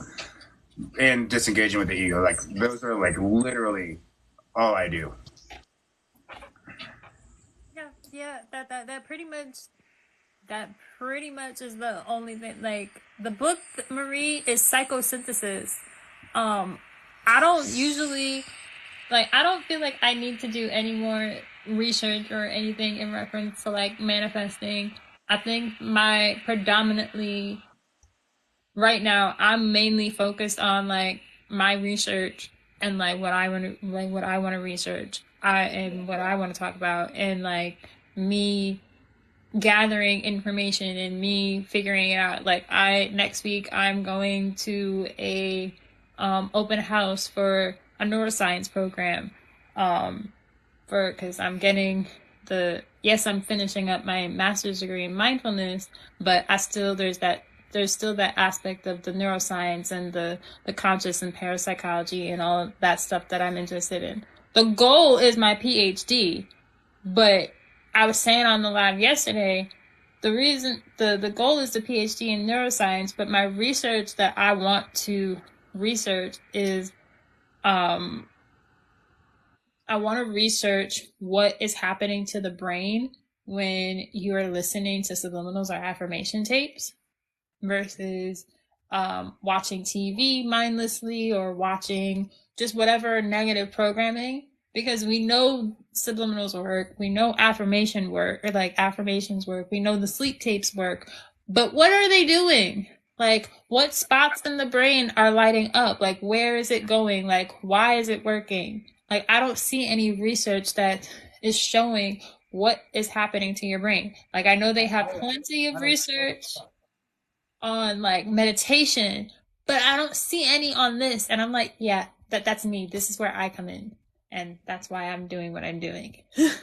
Like when you told me the other night when you asked me to do the live and you're telling me kind of like your background, I didn't even know you can get a master's in consciousness and do all that. I had no idea that you can go to school for that. But like the fact that with the subliminals part, because I know how to make subliminals and I went through my subliminal phase. And then you would hear the comments because I don't use the sleep tapes or subliminals to manifest or anything like that. It was the comment section in the subliminal community can be a 50-50 sometimes, because they try to make sure that the comment section is all positive because you don't want to go in with the mindset that the subliminals don't work because then it can psych someone out, But I know they do work because I used to do the silent subliminals, but honestly, I didn't even really like that. What? Those are so underrated. Oh yeah, no, I liked it, but I'd rather sort of hear what I'm without consciously putting together the words, like putting my sleep tapes on low volume. I'd rather just know that something's happening because also you got to make sure that when you adjust the frequency on those subliminals that you're not blasting it in your ear because you can get I can't remember what it's called, like tonight. Tinnitus, or I can't remember the name of it, but it causes ear ringing if you have that frequency too loud. And so I went months listening to the subliminal, and it helped somewhat. But I remembered that when I was listening to the subliminal, I wasn't correcting my inner arguments because I didn't know about inner conversation. So maybe I kind of messed up while I was listening to the subliminals because I was thinking in that time I was in the awareness that these subliminals and these sleep tapes will stop me from arguing and they'll stop me from thinking this stuff about myself. So just allow whatever's happening just allow whatever's happening and go up there. But I was arguing with myself in the process, doing that while listening to a sleep subliminal at the same time. So I didn't have the perception that I have now of understanding the ego, because I bet you now I can go and listen to a subliminal completely fine. These are all just tools, though. You don't need them to manifest. They're just tools. You're the one that's ultimately manifesting. So, yeah, You are they are tools to help you, like they are tools to help you manifest, just like anything else. Like it's you you are the technique. yeah, Like I could go on and on and on, but you're the technique.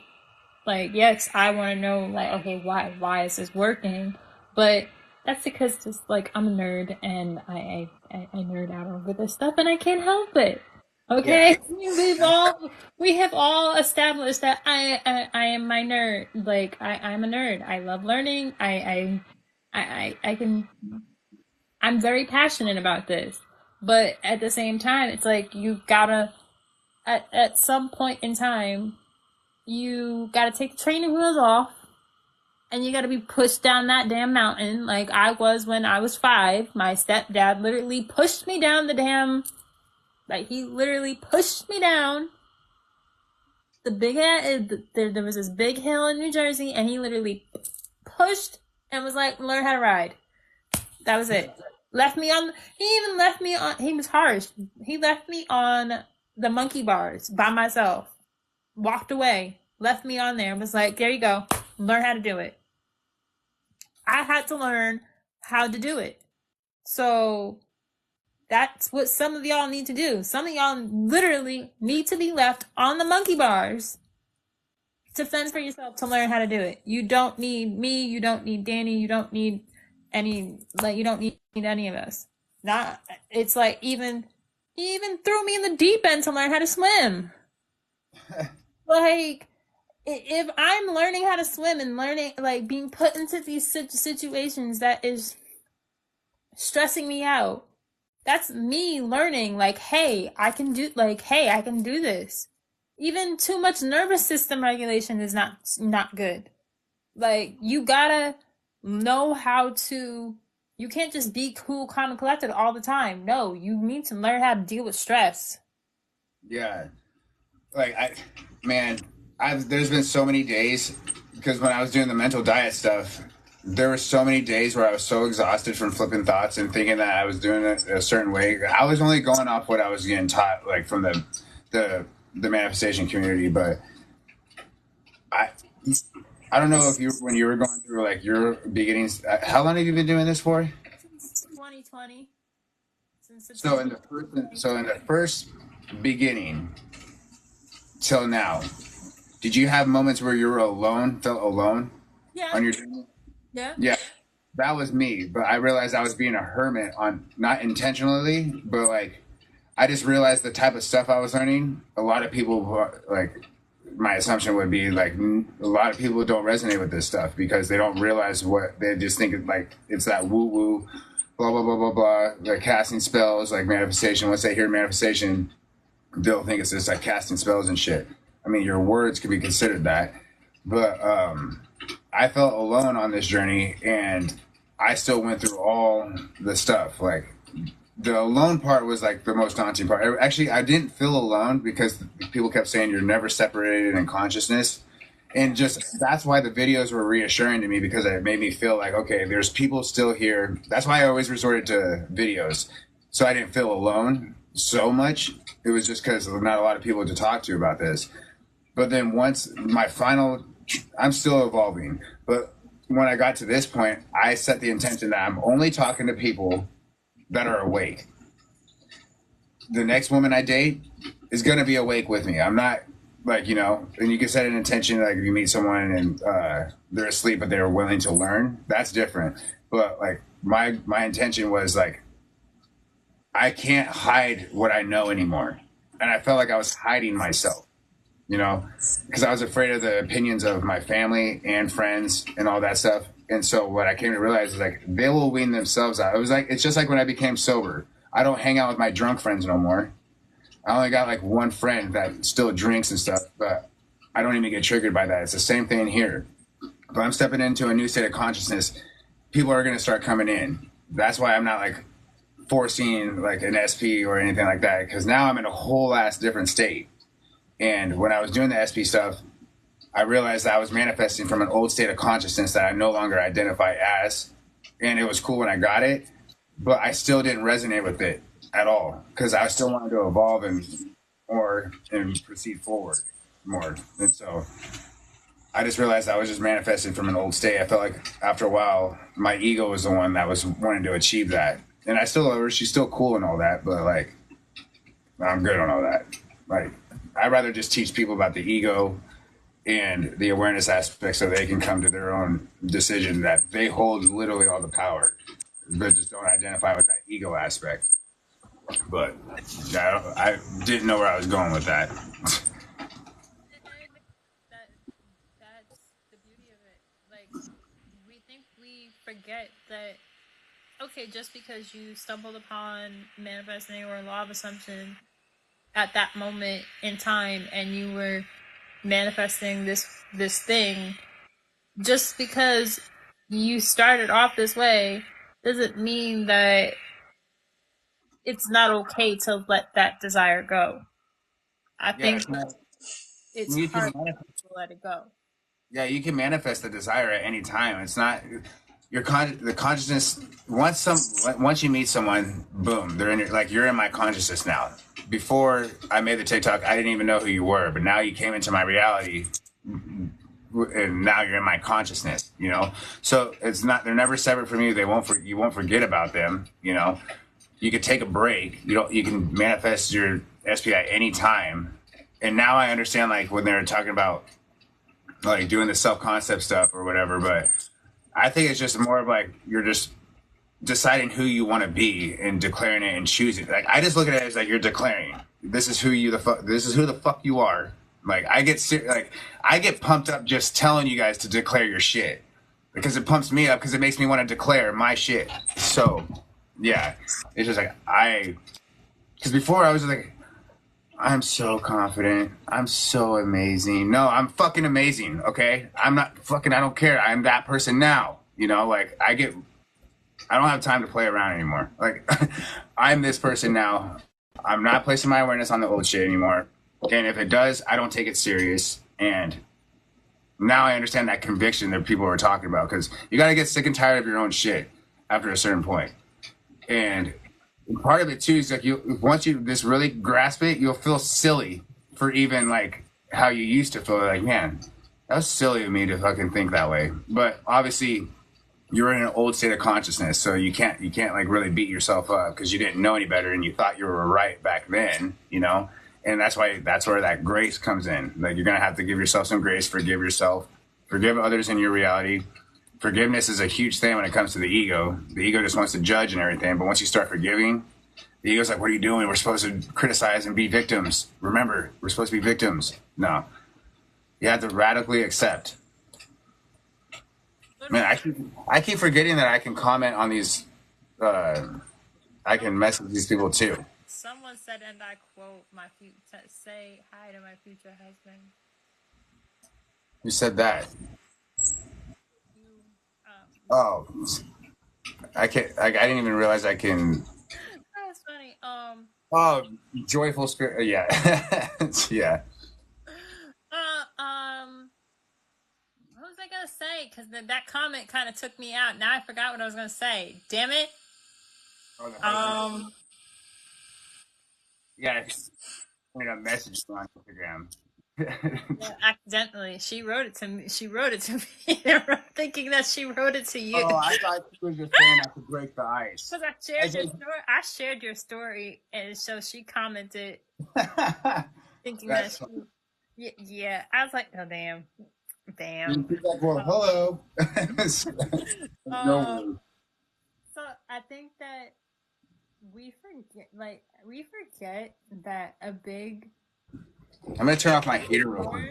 how to be like once you learn just how to be, it makes everything so much easier when you can just sit here just chilling and just being.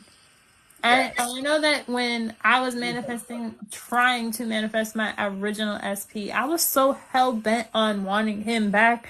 But now I realize I'm like, Yeah, I think I was just doing that out of ego. I wanted to manifest him back because I wanted to manifest him back, not because I genuinely really wanted him.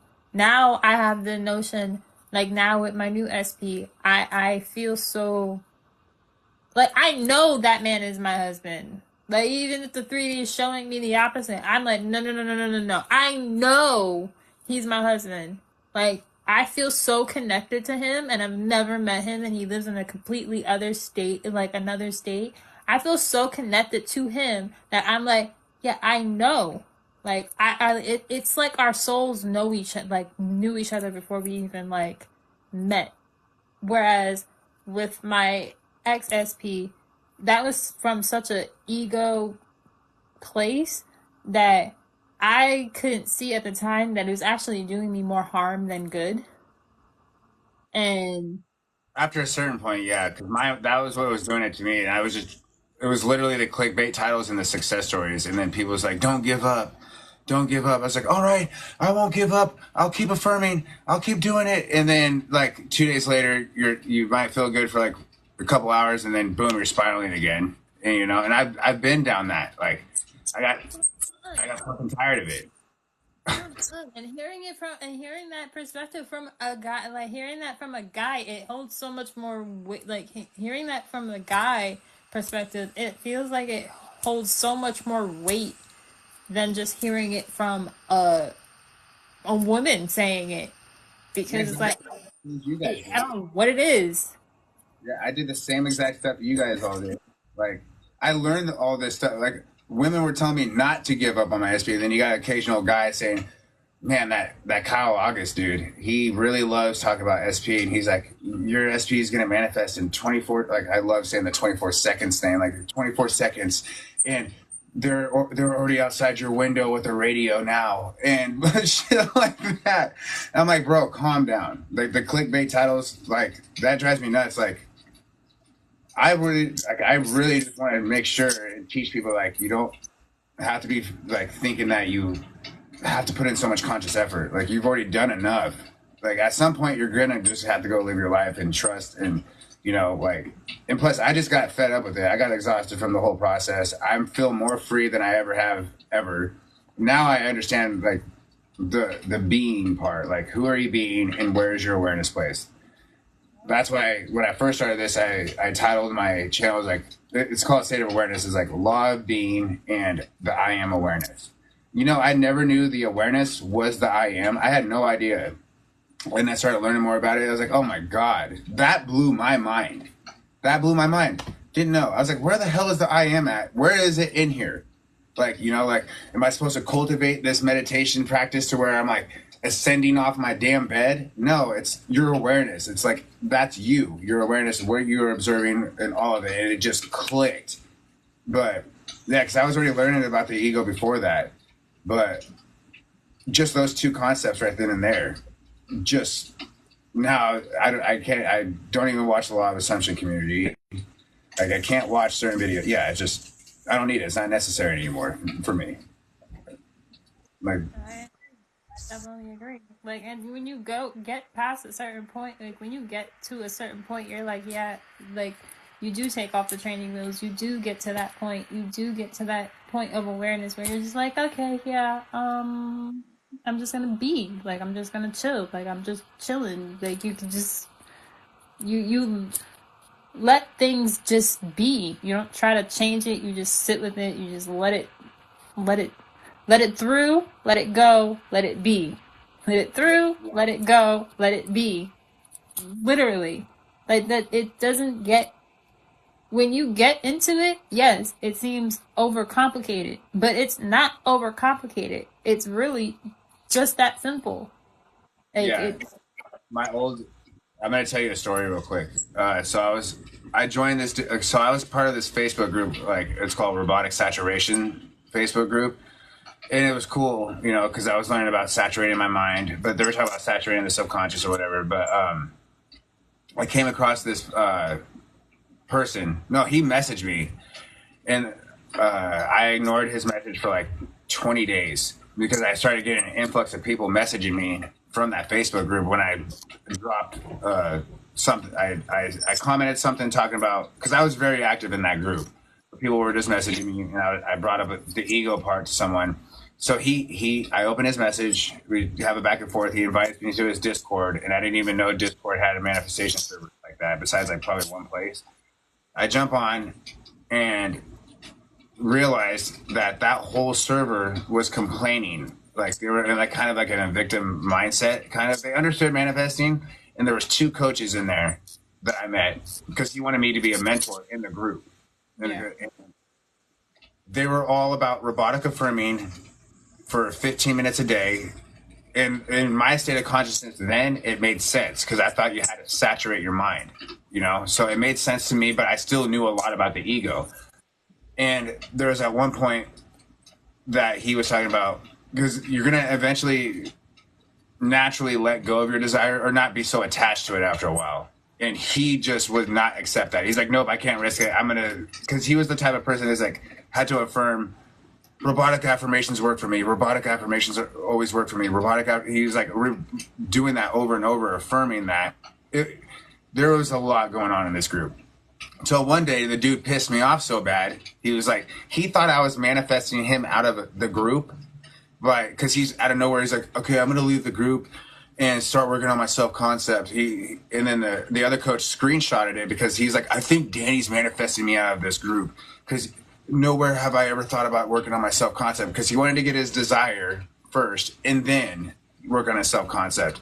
And then I told the coach, I was like, why would I even care about what, like, I have way other things I'm focused on. You think I'm going to sit here and affirm that he's out of the group? No, like, I don't have time for that. But anyways, once he started talking shit, I messaged him and said, listen, I'm taking this group from you. I'm taking the coaches. You're toxic. I didn't care that I was reacting to the mirror because he pissed me off. And the people needed better guidance. They were just getting taught wrong, and they didn't realize, some of them, that not all of them, some of them were just in a perpetual circumstantial story, talking over and over and over and over, not realizing it. And he was the center vocal point of that. So that's what caused me to make my own Discord server and start helping individuals, like start leading them down the right way. It's like, no, because whatever that dude was doing in this server, it's not helping you guys at all. Like, and then the coaches even had to come to me for advice and stuff, and they still do sometimes. But yeah, that was a whole ass journey in and of itself. I forgot to mention that on my journey to start coaching. That's when I realized I can actually help people. And yeah, but the desire part, like, you won't have as much of a burning desire, but he wouldn't have that. There's certain people out there that think that if you drop the desire or don't have that attachment to it, that it's gone. Like, you just, like, no, you'll probably realize that, do I still want this desire, or do I want to move forward with the new state that I'm embodying and the knowledge I have now? You know, it's not bad to manifest your SP, but you can also go and date or manifest another person. Like, you can still go live your life. Yeah. Like you could still go live your life. You can still, unless you're deliberately choosing to be intentional and be intentional about being single, that's a whole other story. But you don't have to put your life on hold just at the expense of just getting the SP. Even with like the whole robotic affirmations, like, okay, yeah, people say that some of it works. Sometimes it works and sometimes it doesn't. I'm not going to shame anybody for doing it. Although, from somebody who's been in school and whatever the case may be, I can tell you, it takes way more effort. Okay? It takes way more effort to sit there robotically doing your affirmations than it does to robotic affirmations than just to be. Just to chill. Like, it's like, how can I put this? If you're learning how to meditate, like, have you guys ever, there's an anime, it's called Shaman King, right? In that episode, there's an episode of Shaman King, and the guy was saying that it literally takes the character who's trying to be the Shaman King, he was just being chill. He was just being like, he was in the middle of a fight and he was just chill. He was just there chilling, just like you. Just chilling. While the other side, the opponent side was yelling and being argumentative and doing like all this, doing the most. They took out too much energy. But that guy that stood in his composure, he ended up winning because he just stood there chilling and he didn't take out so much energy. Yeah, yeah, it's definitely the energy part. Like if you're just like constantly, hang on, sorry, I'm trying to answer this real quick. But what anime was that? Shaman King. It's on Netflix. It's really Yeah, good. like you can just be neutral and calm and chill, like instead of like because a neutral is an actual state as well. A lot of people just fall into like just achieving it, lack all that stuff. But I'm gonna have to look that up. You said it's on Netflix. Called Shaman King. I like there's so many different animes that I could put people onto that talk about consciousness and manifesting and all of that. I could be here all day talking about it. But Shaman King is a really good one. I wanted to answer Marie real quick because I mean we've already talked about the ego or my thoughts on the ego. Well, the ego is just a program, regardless. I don't take it serious. I really do look at it as an illusion. Like I was talking to someone in the comments on one of my videos. She said that the ego is the other half of your I am. And no, it's not. Your I am is who you are with your awareness. That's it. The ego is just a program. It's like a safety survival thing. Like it's like the fight or flight coming in. It's a fight or flight program. It's supposed to alert you to make sure you don't do shit again. Like, hey, oh, you like this food? Let's go eat it again. The ego liked that. Oh, they hurt your feelings? Let's repress them and push them away so you don't get hurt again. That ego's using that. But you can observe all of that with your awareness. That's who you are. But people identify as the ego. But the ego can be used in your benefit, but you're no longer being controlled by your ego, like how majority of all of us down here in ego consciousness are. But there is an awakening. I can just everybody talking about it, like people around me at work are wanting to know more about affirmations and like just understand, mainly not even affirmations, just why are they thinking the way. Once you stop and really bring the unconscious conscious, that's when you're awakened. But the ego is not who you are. You just thought you were the ego. You're not the ego. It's just a program, and that's it. You don't need to befriend the ego. You don't have to do none of that. You can't dissolve the ego, but you just learn how to cultivate it. You don't learn to be controlled by it. So, yeah, and plus it's down here and it's part of the 3D and you have your own individual experience with it. But at the center of all of it, you're just aware of it and you're aware of everything. That's your I am awareness. And then you said that you can't control that anyways. That's taking someone's free will. That's not that. Free will, you're changing your perception and the dynamic internally. No one can go in your mind and in your thoughts and tell you how to think and how to be. You can't go to someone and say, you're going to start thinking like this physically. No, you're going in your mind with your own awareness and perceiving someone different. In my mind, if I had the ability to view someone as more favorable in my mind, I don't want to keep arguing with them in my mind. So if I have the ability to change my perception of them by stop and not arguing with them, I can just talk to them lovingly and all that stuff. They will show up and reflect that. It took like 6 or 7 months. It could have been a lot shorter if I understood the ego. It could have been so much shorter, but I started having these healthy conversations with my dad to the point where he quit smoking cigarettes, quit smoking weed. Weed was the one that I was like, holy, wow, that's crazy. But then alcohol. Like I stopped viewing him as someone that was doing all those things and argue with him because he was doing all those things, and just started viewing him favorably. It was started with the healthy inner conversations. The inner conversations shape the perception of whoever it is that you're viewing in your mind. So you're not taking the free will as in like you're going to stop them from driving a car or eating food or anything like that. Yeah, I don't look at them as puppets. I just look at it as like, I want to view them favorably. I'm tired of arguing with them in my head, and I'm tired of assuming that they're doing this based off what society is telling me that they might show up as. So that's when you start disengaging and start dissolving the illusion out here and start just really going internal, because everything's a reflection out here. However they're showing up is at some point how you viewed them. Yep. Even if it was subtle. Like, you want to place your awareness on the right aspects of what you want. You don't want to, yeah, people still have free will in their own individual realities, but in your reality, everything is coming from you, no matter what. Like, whatever your awareness on, whatever you're aware of physically and internally. It's just a matter of understanding when that ego pops in to not take it seriously with the autopilot thoughts, because those aren't your thoughts. I don't know how I could explain that more, but you explained that very well. I would like to add that you can, thoughts are thoughts. They're not, they're literally, thoughts are movement in a way. Meaning you don't know what thought you're going to have next, because we have so many thoughts going on simultaneously that it's not possible to literally, you're not going to be able to control every single thought that pops up. You can't. Like, it's not your job to control the autopilot thoughts. It's your job to not give it energy anymore.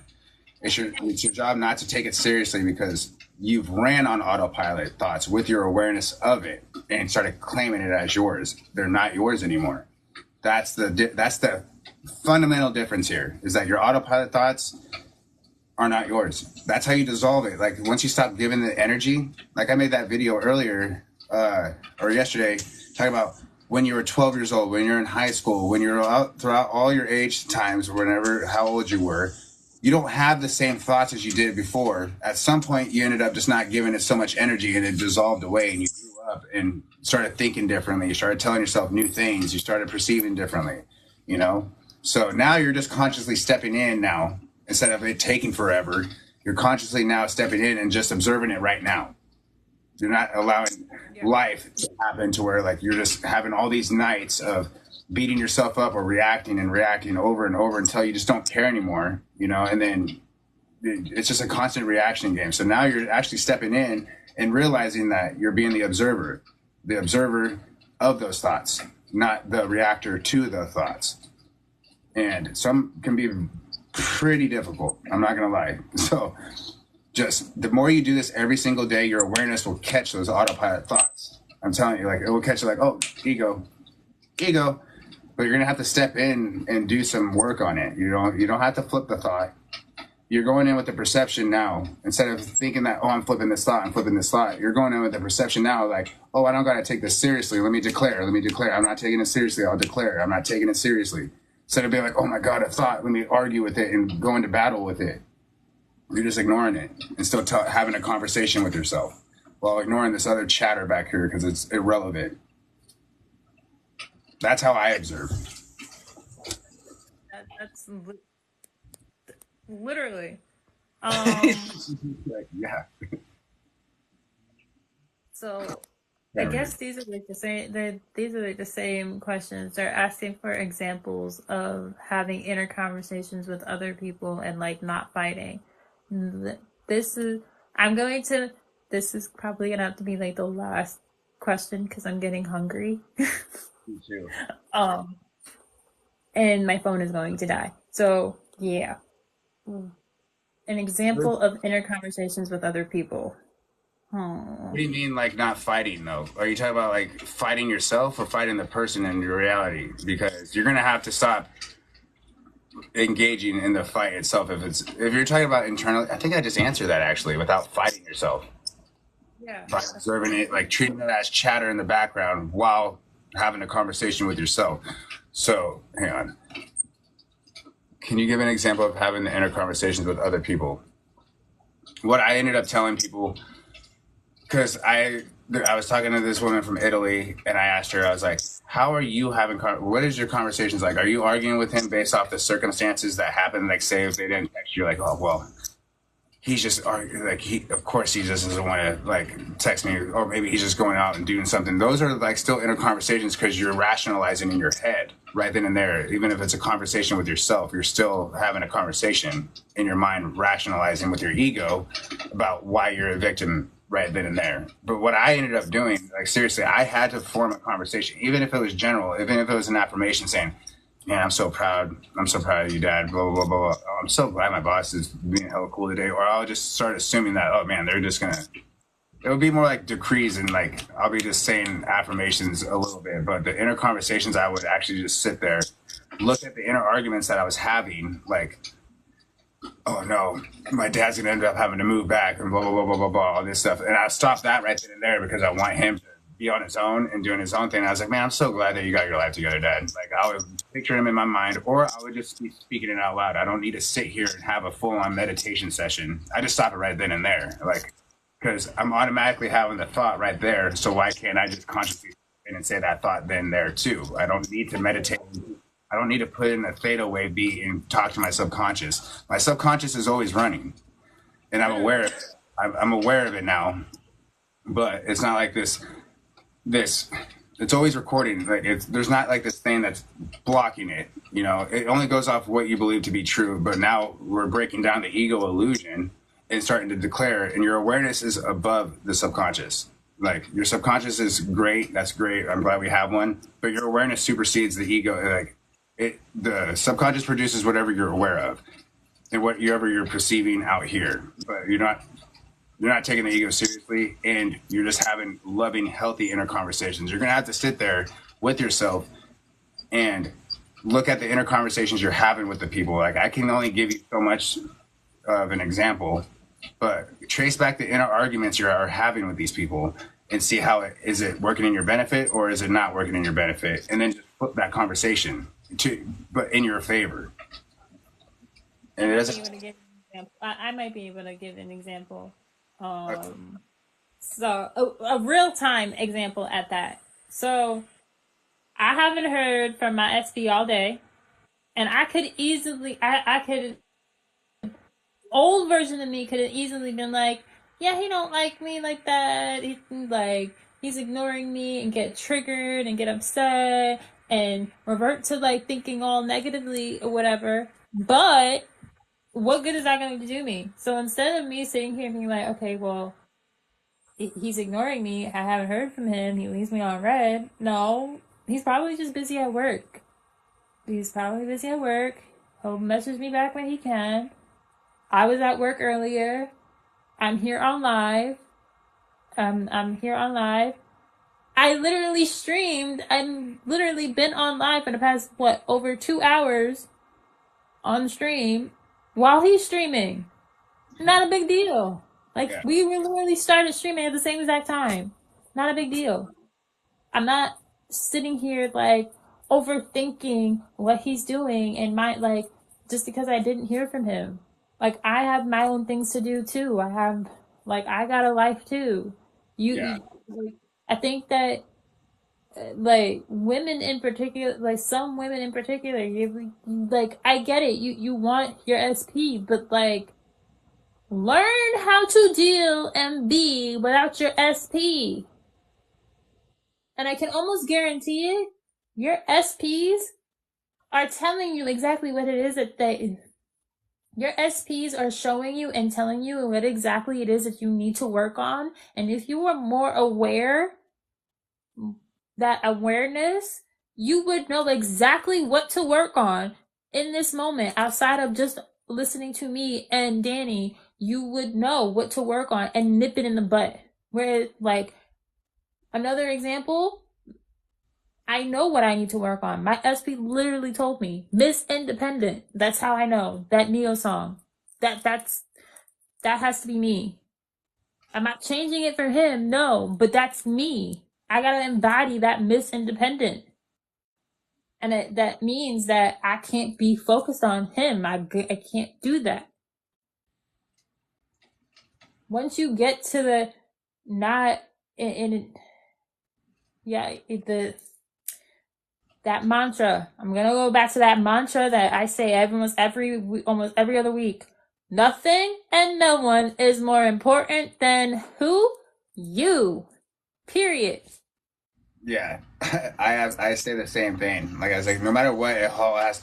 You're the most important here. So the SP is just an extension. Everything's just an extension of you. Like when I start my videos, like I love telling everybody that they're perfect and amazing because I feel perfect and amazing. And so, like, if I'm telling myself that, I want to make sure that the people that are watching my videos understand that they're already perfect and amazing the way they are. You know, like it all comes back to you and it all falls back to you.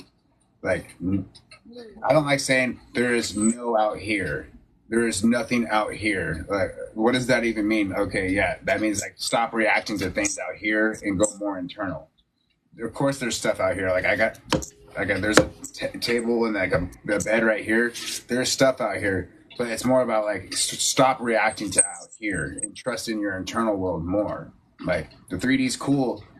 Like you have the ego or whatever, and then you have all these senses to enjoy the 3D, but you guys make the 3D just as important or more important than the internal world. But yeah, we've all been down there, like so we all can get tripped up, and the 3D is like very, very convincing. It's very convincing, but I've had stuff pop up in my reality. I was like, what the fuck? Like even when they talk about instant manifesting and stuff, like I'm not really big on that, but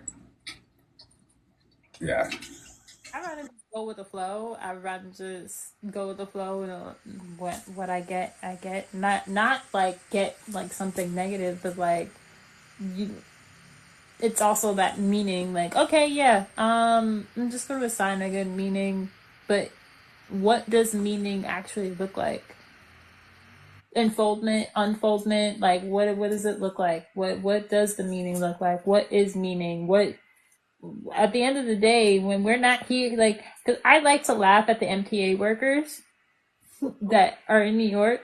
I don't know if anybody's ever been to New York or anybody who lives in New York, but the New York workers are very funny and finicky because they like to block the door to get into the subway so people can't get free passes and not pay.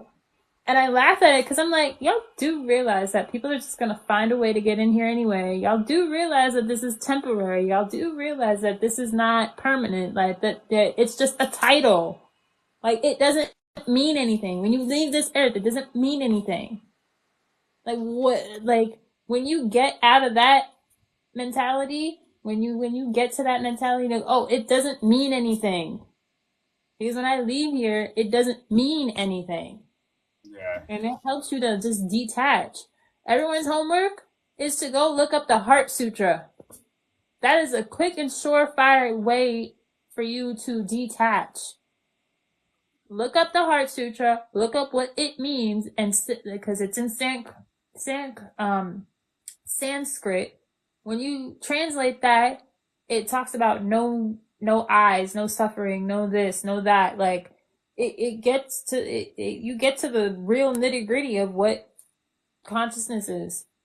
Oh Is yeah, it no. There's a guy that does that. He has a video explaining like he started breaking down like what are your fingertips and then blah blah. He was like kind of using his hand as an example of how to explain consciousness. He went way too in depth for me though. Like I felt because at that time that's when I started finding Eckhart Tolle and stuff and all that. But how he was explaining, I was like, okay, dude, thank you for explaining that. But that was way like he was like being.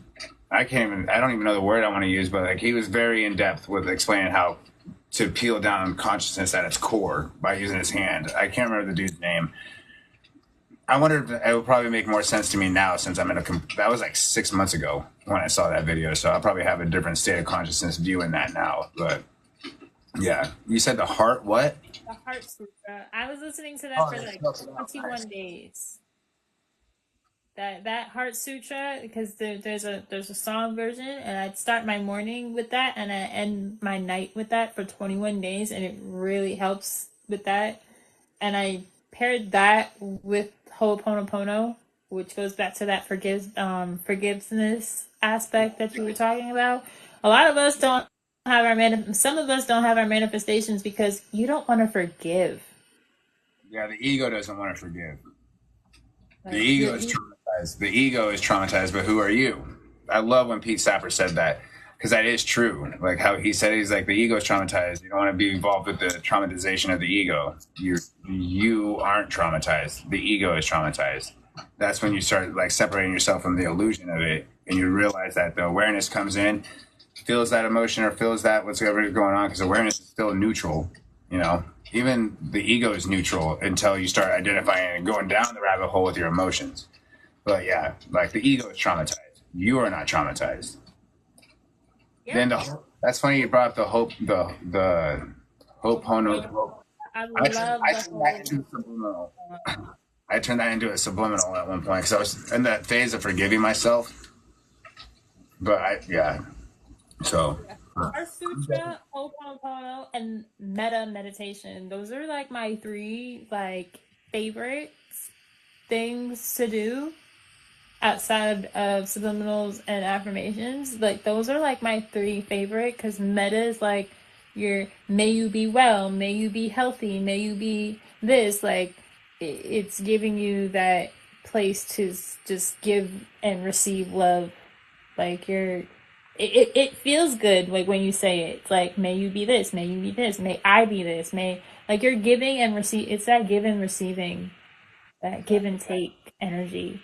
And like when I go outside, I'll if I see like a homeless person and I can't give them any money, like I'll be like, okay, well, may you be well, may you be this. Like I'll also go a step further and I'll say a round of like, I'm sorry, please forgive me, thank you, I love you, because I like that's helpful, especially when like being in New York, like sometimes like being in New York, you just want to give a good sucker puncher to some people. It brings you out of that character sometimes, and you do want to react. But I'm like, nope, I'm sorry, please forgive me, thank you, I love you. Keep pushing, yeah. keep pushing. Hey, I have a question too. What are these little coins at the top of our screens? Is those coins? So when the coins Or are are they coins or are those stars? no, those are coins. You got gifted 261 Oh shit. coins throughout the entire live, and that translate the at some point it translates. So the more you go live, like if you go live often and whatnot, and people gift you, it starts to add up. And Yeah, the first perk about going live, if you didn't know this, when you start to go live more, um, and you go live for more than 90 minutes, it pushes your content out more on the yeah. free. I went live last. My first. This is my second time being on live, but the first live I was over 90 minutes or whatever. So yeah, I didn't even. Oh, I didn't like. I should be going live more, but because I just focused on the videos aspect. Like, okay, what do I want to talk about? What do I want to help these everyone with? You know, but I keep forgetting to go live. Going I'm gonna live probably have to get a better clip too. going live is very helpful because it's like it does push out your content more to people, and the more you go live, the more YouTube TikTok is like, oh, I'm gonna push this creator out here more. Like, and I like to do. So I don't mind going live separately and doing like individual lives, but I genuinely love doing these collaborative lives because they're like my favorite. Yeah, I'm Like gonna have to go I love live it. more. Like, I didn't even realize the impact. I just started looking it up because I thought it was more about like the videos. I mean, the videos are important. Or in lives. There's so much that you can do with your live, like with the lives, and like when people get if people gift you like certain things like a daily heart me that goes into like the point system. If they give you like a teamwork bracelet that goes and tells uh TikTok, oh, I'm gonna push you into the algorithm more. Like certain things is it's incredible. Like once you learn how to like harness the power of the lives and like harness the power, yeah, it's amazing. Yeah, so I can see why certain content creators are always on live. Like they're just chilling, being on live, and I'm like, dude, you guys have been here for what, like 3 hours? Like, how long have you guys been on live for? So, yeah, that makes sense. My lives, the time that I go live for, it varies depending on how long I can stand, if I get hungry or whatever, or how good the conversation goes.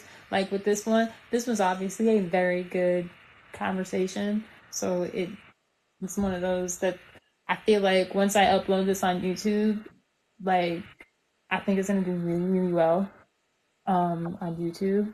But Are it you? varies. Like it depends on who I'm talking to and how the conversation is going. Yeah, when you were asking me for my YouTube, were you tagging me on YouTube or I because go I deleted all my videos? so when I go to upload when I go to the once I finish the once we go get off live and this live processes, I then go on the compute I go on my computer and I upload the replay to to YouTube. And when I do the replay, I tag whoever the creator was that I went live with on YouTube. So that way you Uh, get credit in the caption and stuff. yeah, it's the same exact thing as TikTok. The only reason now I'm gonna make sure to I have it now constructed to where I want to do damn. What the heck was that? Yeah, I have no idea.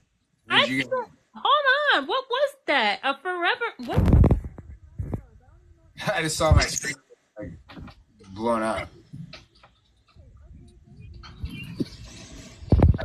Hey, so before we get off, um, do you have any last final words, and anybody else have any other questions before me and Danny hop off? Because I am definitely getting hungry. And I'm gonna go eat some sushi. That sounds But so good.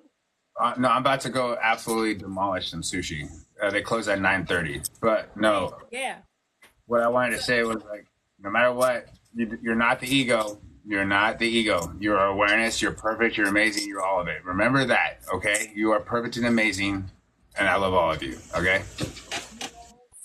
Bye, guys. I love each and every single one of you guys for all of your support. Thank you for rocking out with me and Danny. And the replay will be up. And how I know you guys are going to watch the replay on YouTube is put green hearts in the caption when we put this live on YouTube. So I know y'all watched the replay. Okay. That is all. Thank you for coming to my TED Talk. Well, our TED Talk. Yeah. Bye. Bye.